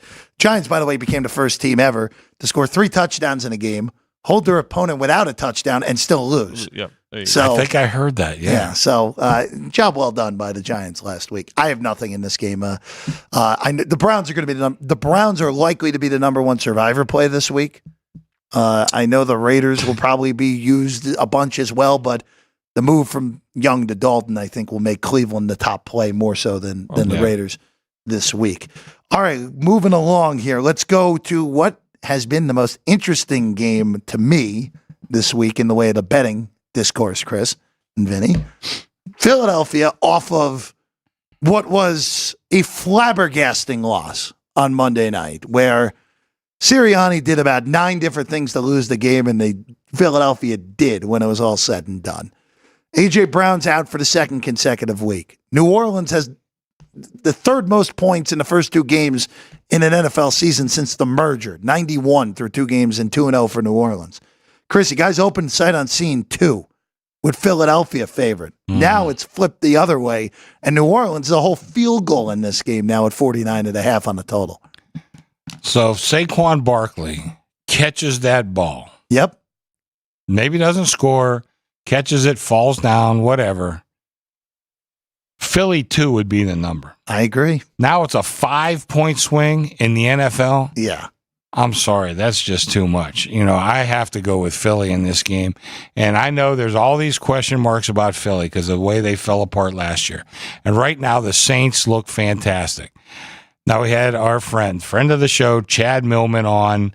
I think it was before the first week. Was he on your show? He was with Alex and Kenny. He was with Alex. But it was before the first week. He said he has no faith in Allen as the coach of the Saints. And he has no faith in the quarterback either, So he picked the Saints to be one of the worst teams in the NFL. Now, obviously, Chad was wrong so far, but we're 2 games into this season. I don't think the change has taken place that drastically because I've known Chad for probably 10, 15 years. He's a smart guy. And whether this comes through this week or not, I don't know. I mean, you go back, Allen, Carr at quarterback have not been great, but maybe Carr has learned his lesson. Maybe Allen has learned his lesson, but a 3-point swing off of 1 drop pass, that just seems like too much to me. And I would play Philly in this game if anybody. I think that. When you look at Carr, though, even though we're only 2 games into this season, if you go back to last year, his last quarter of last season, he was very effective. And I think what's helped him even more now is Kamara's resurgence. Mm-hmm. Let's face it, Kamara looks like the Kamara of 3-4 years ago. Something is not right in Philly from a coaching standpoint. And I know they got Fangio. I think they added a new offensive coordinator. Kellen Moore comes over, yep. So, but there's something out of sync there. on staff and conveying it to the players on the field. There's too much talent there, and they did some really good offseason acquisitions and had a good draft. I mean, Saquon Barkley. You know what? We know that McCaffrey is as good a receiver as any running back. Saquon Barkley is right there as well out of the backfield. So it's not him. But there's something amiss with Philly. Not giving up on him by any means, but I could see the sentiment for the Saints here. Listen, Philly could win this game, but they've got to get right. They're just not right. From a rhythm standpoint, from a vibe standpoint to me. I go back to what Chris said. If Saquon Barkley catches that ball, Atlanta's out of timeouts. It doesn't even matter if it runs out of bounds. No. They just they kneel on the ball for 3 straight plays and the game's over. Philadelphia wins. They cover, and that Philadelphia 2.5 might even become Philadelphia 3. And in the NFL, to see this drastic of a line move in a game that Philly also, by the way, only had the ball with a chance to win it, even with the fiasco on that last drive defensively, to see this move 2 field goals almost for a non-quarterback injury, that's crazy to me. Now, if New Orleans goes out and puts it on the chin of Philly here, guess what? We were wrong on the Saints going into the year, yeah. and then we can say, all right, it's a real sample size here.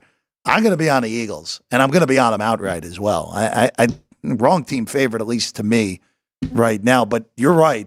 There's something. There's something deeper going on within that Philadelphia team. The defense on Atlanta's last drive. It's the worst sequence of the whole year. You've got guys uncovered. Yeah, Literally uncovered. Vinny, it was 60 seconds and 70 yards with no timeouts. And as soon as he hit that first pass, I said, "Oh my God, we got a shot." Yeah. That was terrible all the way around. Well, actually, do we want more terrible real quick? How about the Denver Broncos so far this year? Denver, well, I will say Denver's only lost by 1 score in both games somehow. Doesn't feel like it. They go to Tampa. Now, Chris and Vinny, I want to ask you this because this is a very weird spot for Tampa here, where Tampa, a little more than a field goal favored week 1, they win huge against Washington. Last week, they close 8-point underdogs in Detroit and get dominated in the box score, but win outright. And now here they are going home, and they're nearly a touchdown at home. I have Denver as team number 31 in my ratings, but Chris, this is a hard ask for Tampa, especially after winning as a big underdog, to come back and cover a big number at home against, again, not a good team, but still difficult here.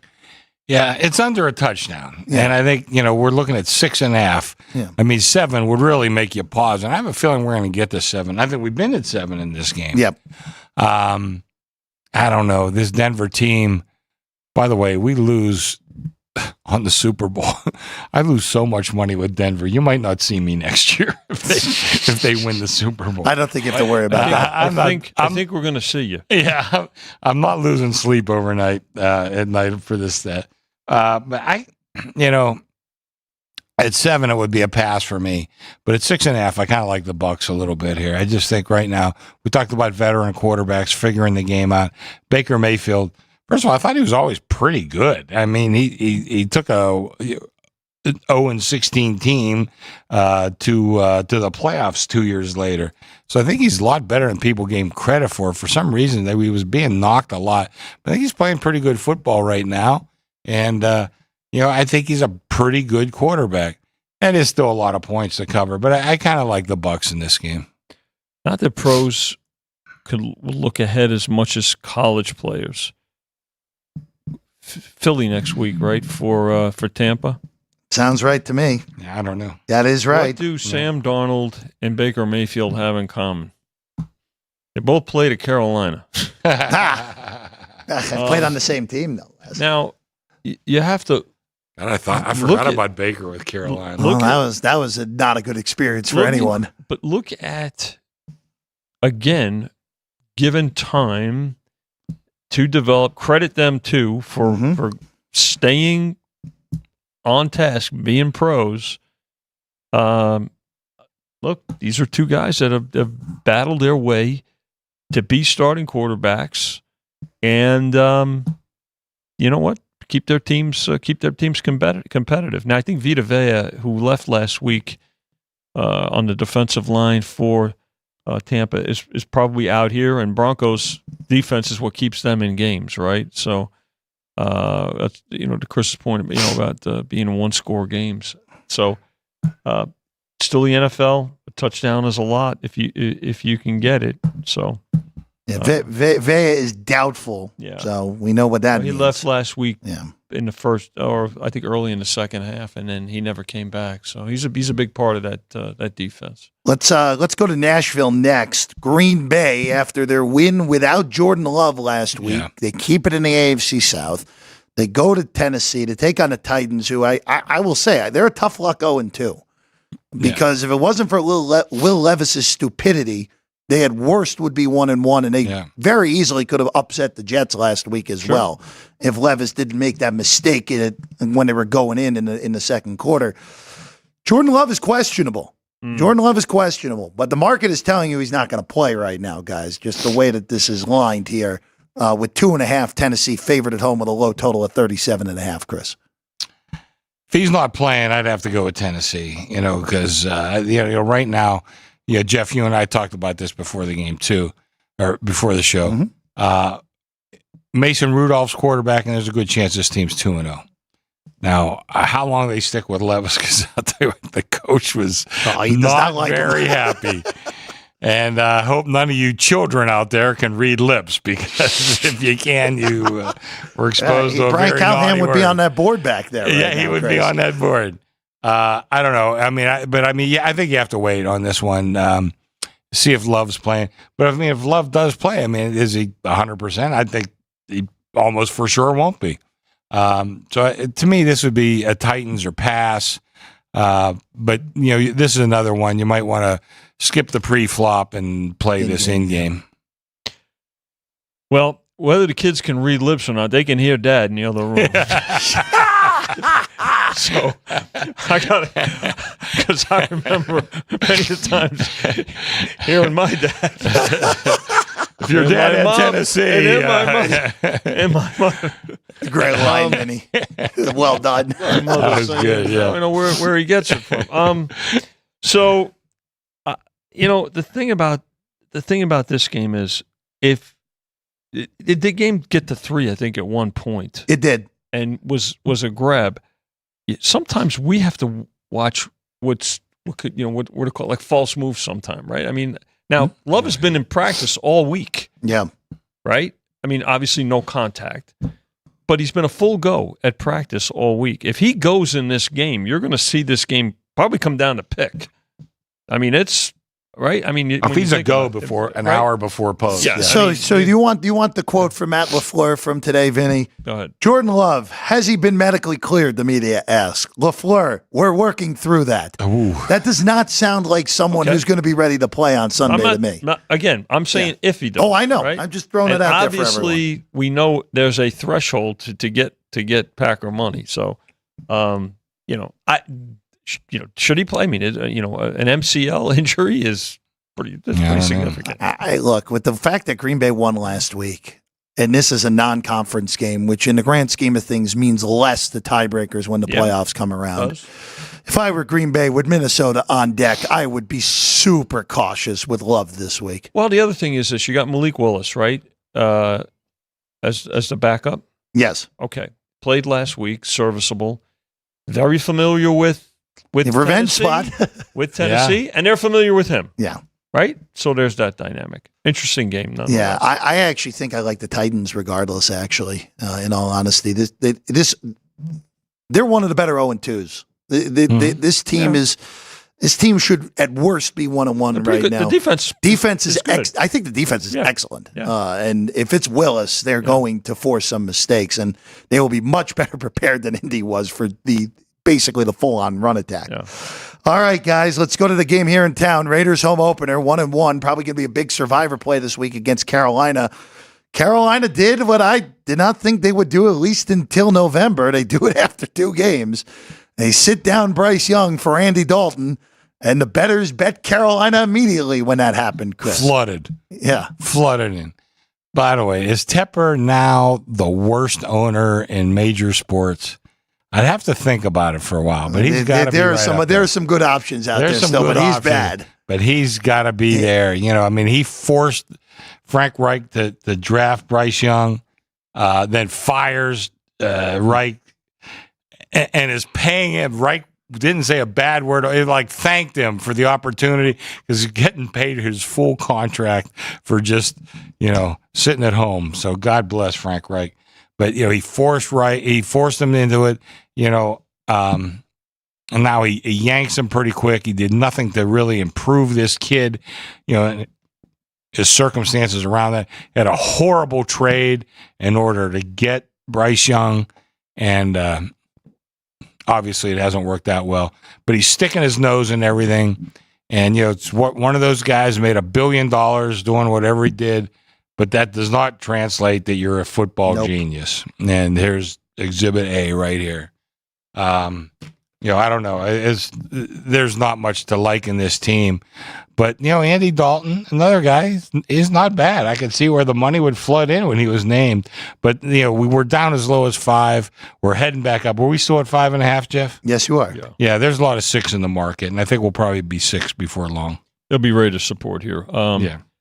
This team's had, 4 head coaches in 5 years? Is that good, Vinny? No.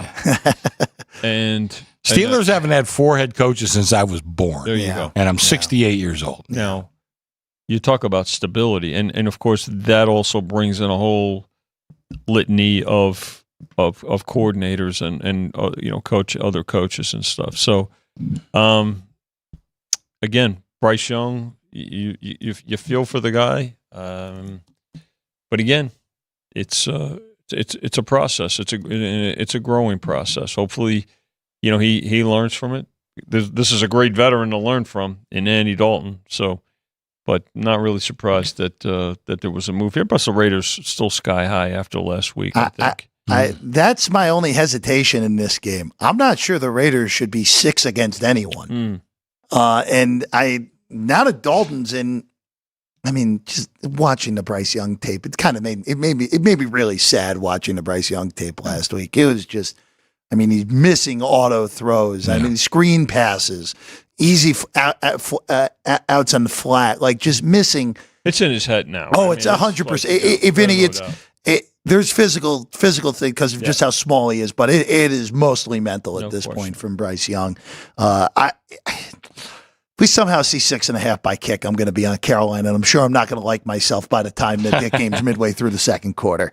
All right, another quarterback replacement here, but this one due to injury. Mm-hmm. Of course, Tua Tagovailoa put on IR, designated to return with yet another concussion earlier in the week. Skylar Thompson gets the start for Miami. The opponent is Seattle. Brutal draw of where they have to go here. Long travel, difficult place to play.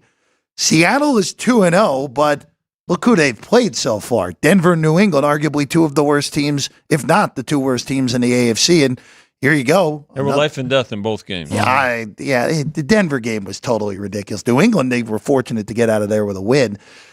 Here you go. From 6 to 4.5 here, even with Thompson, Seattle's still favored, of course, Chris. So even knowing Thompson was a quarterback, I made this number 4. Okay. I opened at 6, and I think there were 6.5s in the market. So I tried to be on the lower end. But even since then, it's been all Miami money. And I'm a little bit surprised because I don't think Skylar Thompson has been anything. I'm not even sure you can call him serviceable. But you guys hit it on the head that Seattle's been less than impressive, even though they're 2-0. And now you're laying more than a field goal. I could see where the money would show on the dog here. You maybe missed all the good numbers, but maybe you haven't. You're still north of 4. What is it in the market, Jeff? I don't have my darn best. Right now, the market is a blanket across 4.5. 4.5. I think that's still some value. Not a lot, but a little bit of value. I just think it more than a bet on Miami, I think it would be a bet against Seattle for me in this game. Well, you got other injuries too with the Dolphins, right? To deal with. So it's look, I think there'll be some more support as we get closer to Sunday for the Seahawks. You know, pro bettors will be looking to see if we get back to that 6 for another take. But I think the public, by virtue of perception, is going to side with the Seahawks here. I mean, I completely stayed out of this game. Thompson comes in now and bottom 4 starter in the league of the guys who are going to play this week. But Seattle, again, that game against Denver was a game. They were losing at halftime in that game with no offensive touchdowns for the Broncos. If you remember the end of that game, too, where they were. Now Lockett had to make the sick catch to put the game away, yeah. And then last week, I mean, New England moved the ball on them. Seattle could be 3-0, but it would be a very unimpressive 3-0, even though they've had Detroit's number. That's who they see next week. Speaking of Detroit, this is all of a sudden a really interesting game, Chris, where Arizona, through 2 weeks, look, they had a nice lead in Buffalo. Buffalo, credit to them, came back, won the game. Arizona covered the number. Arizona just took the Rams to the woodshed last week. That was an utter destruction, taking full advantage of the Rams' injuries. You guys are the only 2.5 in the market. It's a lot of 3 juiced to the dog in the market right now. Total 52, highest of the week. That's going to be a theme in Detroit Lions games this year. Mm-hmm. Well, you know, famously, we don't use juice on any numbers. So they did take the 3 because we were the only 3 flat at the time. Now we're the only 2.5 flat. So we'll do a lot of business in this game. I like the Lions here. You know, Jared Goff, I think he's like number 29 or something like that in QBR. It's been a rough go so far. Yeah. And I think he's much better than that. And I think that this would be a kind of game, the kind of defense where he can maybe get healthy. And Arizona, we know they're not as good as they looked last week. And anybody that's been following me for the last couple of years knows that I'm not a Kyler Murray fan, although he will have the best highlight reel in the NFL, and he had some great plays last week, too. But I just don't think you can win consistently with this guy. I do think Detroit is still a very, very good team, and I think if Goff ever gets his stuff together, they're going to be, certainly very formidable in the NFC and maybe even your Super Bowl champion. And I expect that to come around this week. I like Detroit in this game. We're going to find out some things about Detroit this week, right? They're going to play really good defense because the Cardinals are a different team when Kyler Murray is running around. Like, he's very difficult to contain.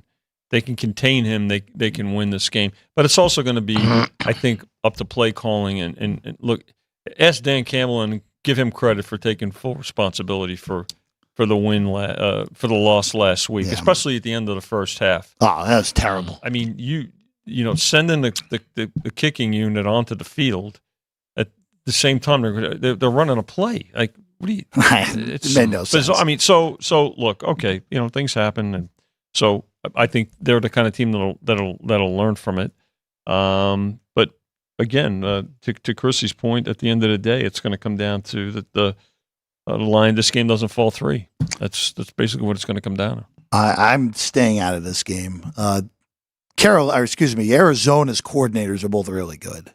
And I think we're starting to see with Arizona where you have a really good running back in James Conner who's been underrated basically his whole career. You have a good stable of wide receivers. Marvin Harrison Jr. finally got going last week after a no-show in Buffalo. Good talent. This is not an easy game for Detroit. No. But like you said, Chris, if you're a legitimate Super Bowl threat, you go down there and win this game. Especially coming off the way you lost last week to Tampa. At 2.5, it would only be the favorite for me. At 3, maybe a different story at this point. All right, let's go to Dallas. Cowboys get thumped by New Orleans last week, and now they welcome in Baltimore, who is, to me, the most stunning 0-2 in the league, even more so than Cincinnati, we'll get to in a little bit. Chris, Baltimore's a 1-point favorite in this game currently with a total of 47.5. I made the Cowboys a very slight favorite here. I understand the Baltimore strength plays into the Cowboys' weakness. Yeah. So that would make it so it's not a play for me. But Dallas they looked good week 1, not so good week 2. But they deserve to be a home dog to a team that's 0-2. And right now, that strength that I talked about with Baltimore, I'm not sure they're using that strength the way they should. I've always sung the praises of John Harbaugh. I think he's a terrific coach, but I don't think he's coached that well so far this year. And I think that this is a team that, 0-3 is going to be big trouble for this team, even though if they lose here, it's not a conference loss, but it's still going to be big. I think this will be a great game to watch. I have no strong opinion. Like I said, I think the Cowboys should be a slight favorite, but you're really cutting it close, 1 point either way. So I'm not going to play anything here, but I think right now, let's see if Baltimore goes back to what we believed would be their strengths, but they haven't played it as much. What was the stat last week? They had the lead in the fourth quarter, and Derrick Henry got the ball one time. One time. He had a 10-point lead in the fourth quarter. Yeah, 10-point lead. His touchdown was his only touch of the fourth quarter. And you give him one carry? I mean, bizarre. Like I said, I go back to Bill Walsh, one of the great coaches of all time, and he said the way to protect the league, there's 2 ways to protect the lead. You rush the passer, you run the football. Well, they had a chance to run the football. They didn't do it.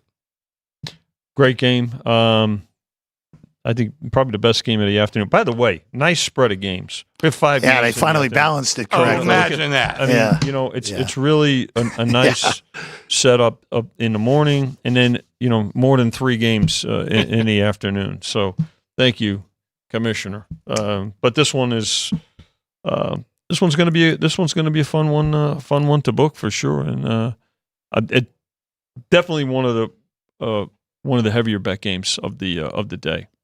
Baltimore, by the way, after this week, Buffalo and Cincinnati await the next 2 weeks. Yeah. Gotta have it if you're Baltimore. Hey, Vinny. Yeah. So, we got 9 TVs back in the office. Yes. So, we got 7 early games. TCM back on. TCM. Back on. Here we go. TCM. There we go. Lineup. There you go. Figure out what's playing that morning. Well, let's go to the NFC West matchup that has lost a lot of juice this week because of injuries. Yeah. The Niners are 6.5-point favorites at the Rams. Here are some guys who will not be playing in this game. Anybody you know? Let's start with Cooper Kupp. He's officially out. Puka Nacua was already put on IR designated to return. By the way, the Rams have run out of IR designated to return spots. It's week 3. Is that right? Yes. Right. Yes. You told me that last week. Yes. You're allowed, was it 8? And they have 10? Well, they have 10 guys that were potentially IR. They didn't even put Kupp on there because they're running out of spots. Wow. Basically, the whole Ram offensive line still injured this week. Even though it looks like they're going to get Kevin Dotson in, which is a big break. On the San Francisco side, of course, Christian McCaffrey's not playing. He's on IR designated to return. Deebo Samuel is out. George Kittle is doubtful as of right now. Jeez. Nick Bosa shows up on the injury report as questionable today. So this game, guys, it's which unit will survive the best, basically, at this point. The JV teams are playing. But the one thing is, both quarterbacks are in there in this game, which is important here with the Niners 6.5 in SoFi in this one.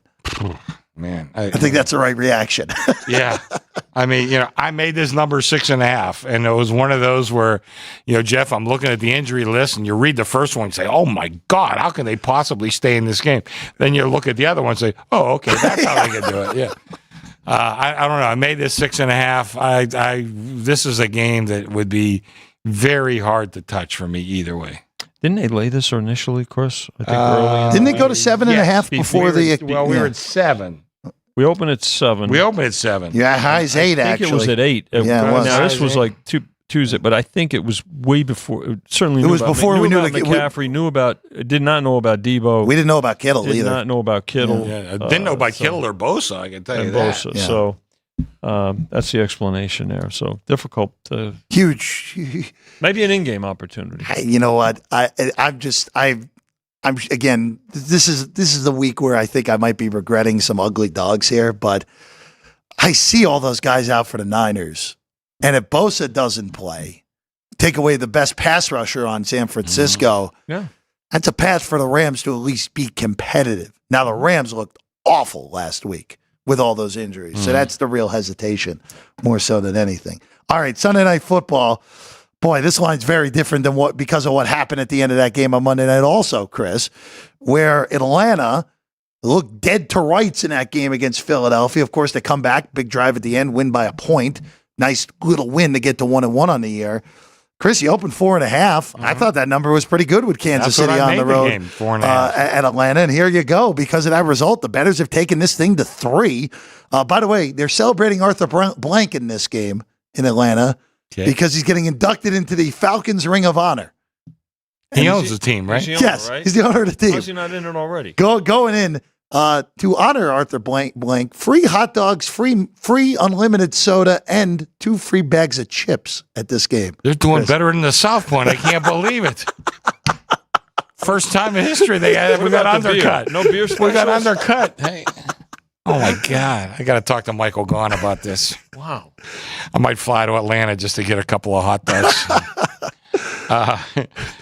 I made the number 4.5. And again, if Saquon Barkley doesn't drop that ball, this is what that number would be. Yeah. Now, this one didn't move nearly as much as that other one.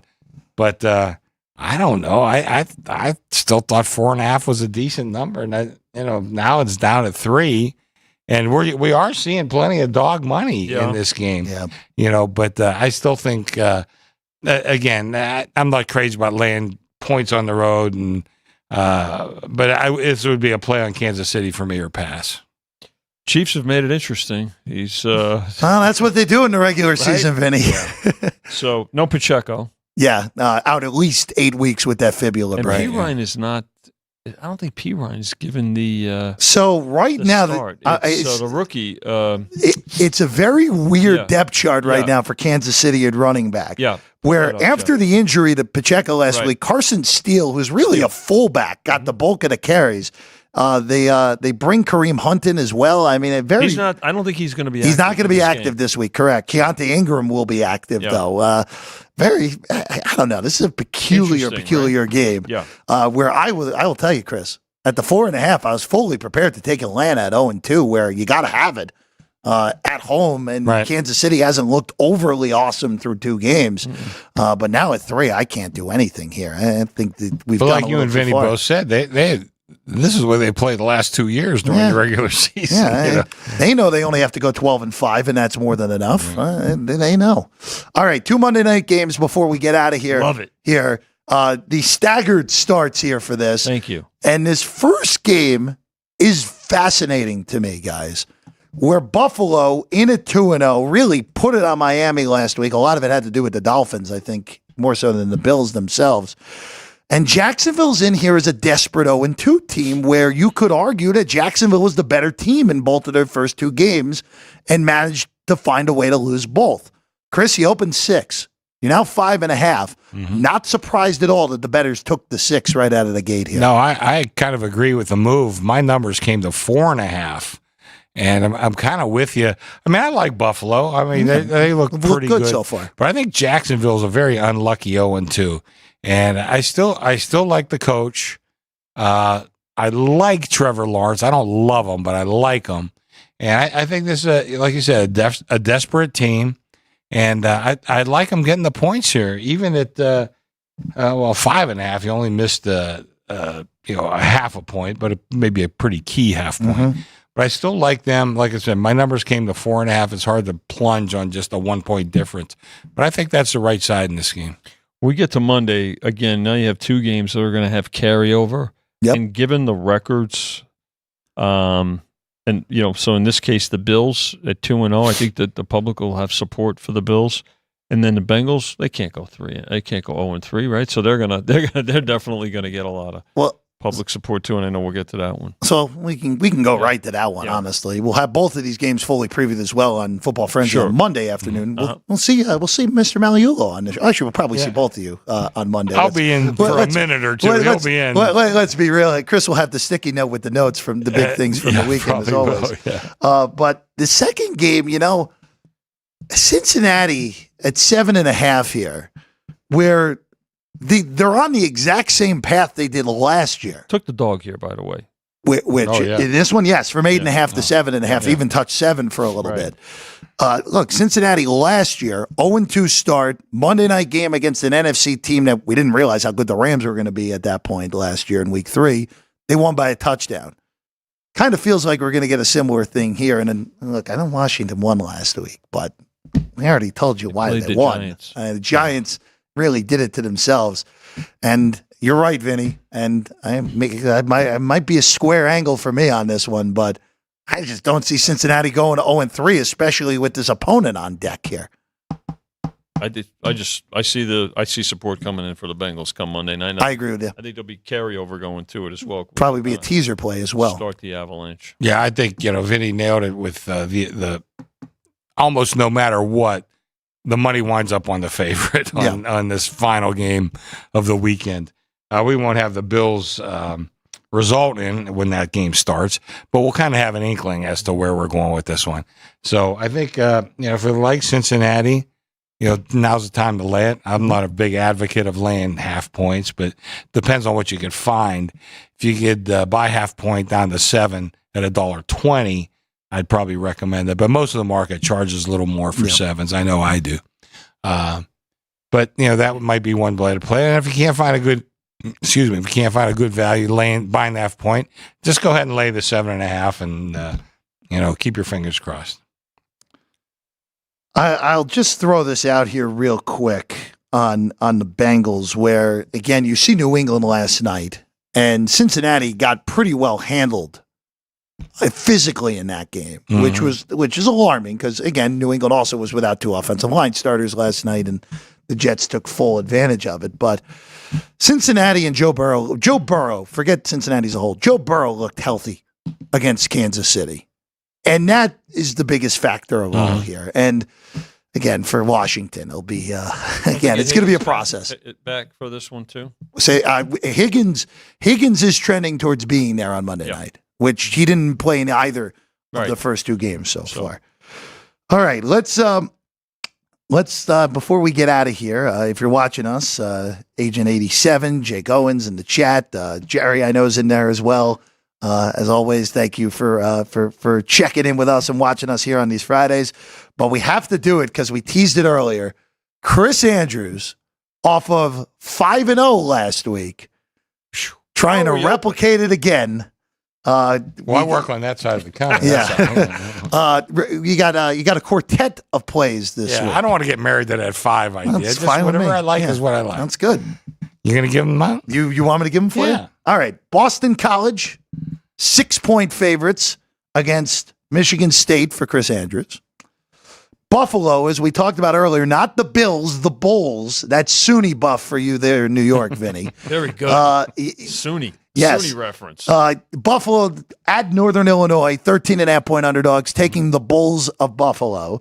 SMU at 2.5-point underdog against TCU. 2 is still good, according to Chris on that one. And then a game we did not mention, Tulane is on the road at the Ragin' Cajuns of Louisiana. And Chris is on Louisiana plus the 2 against Tulane. There's your 4. Yeah, there's your 4 for Chris the 4 Andrews. Games I got. I gave out a lot of leans and stuff if you're watching the show, but if I was out playing seriously, these would be my 4 plays. The Battle of Louisiana with Tulane and Louisiana, now old Louisiana Lafayette to most of us out there, as we know.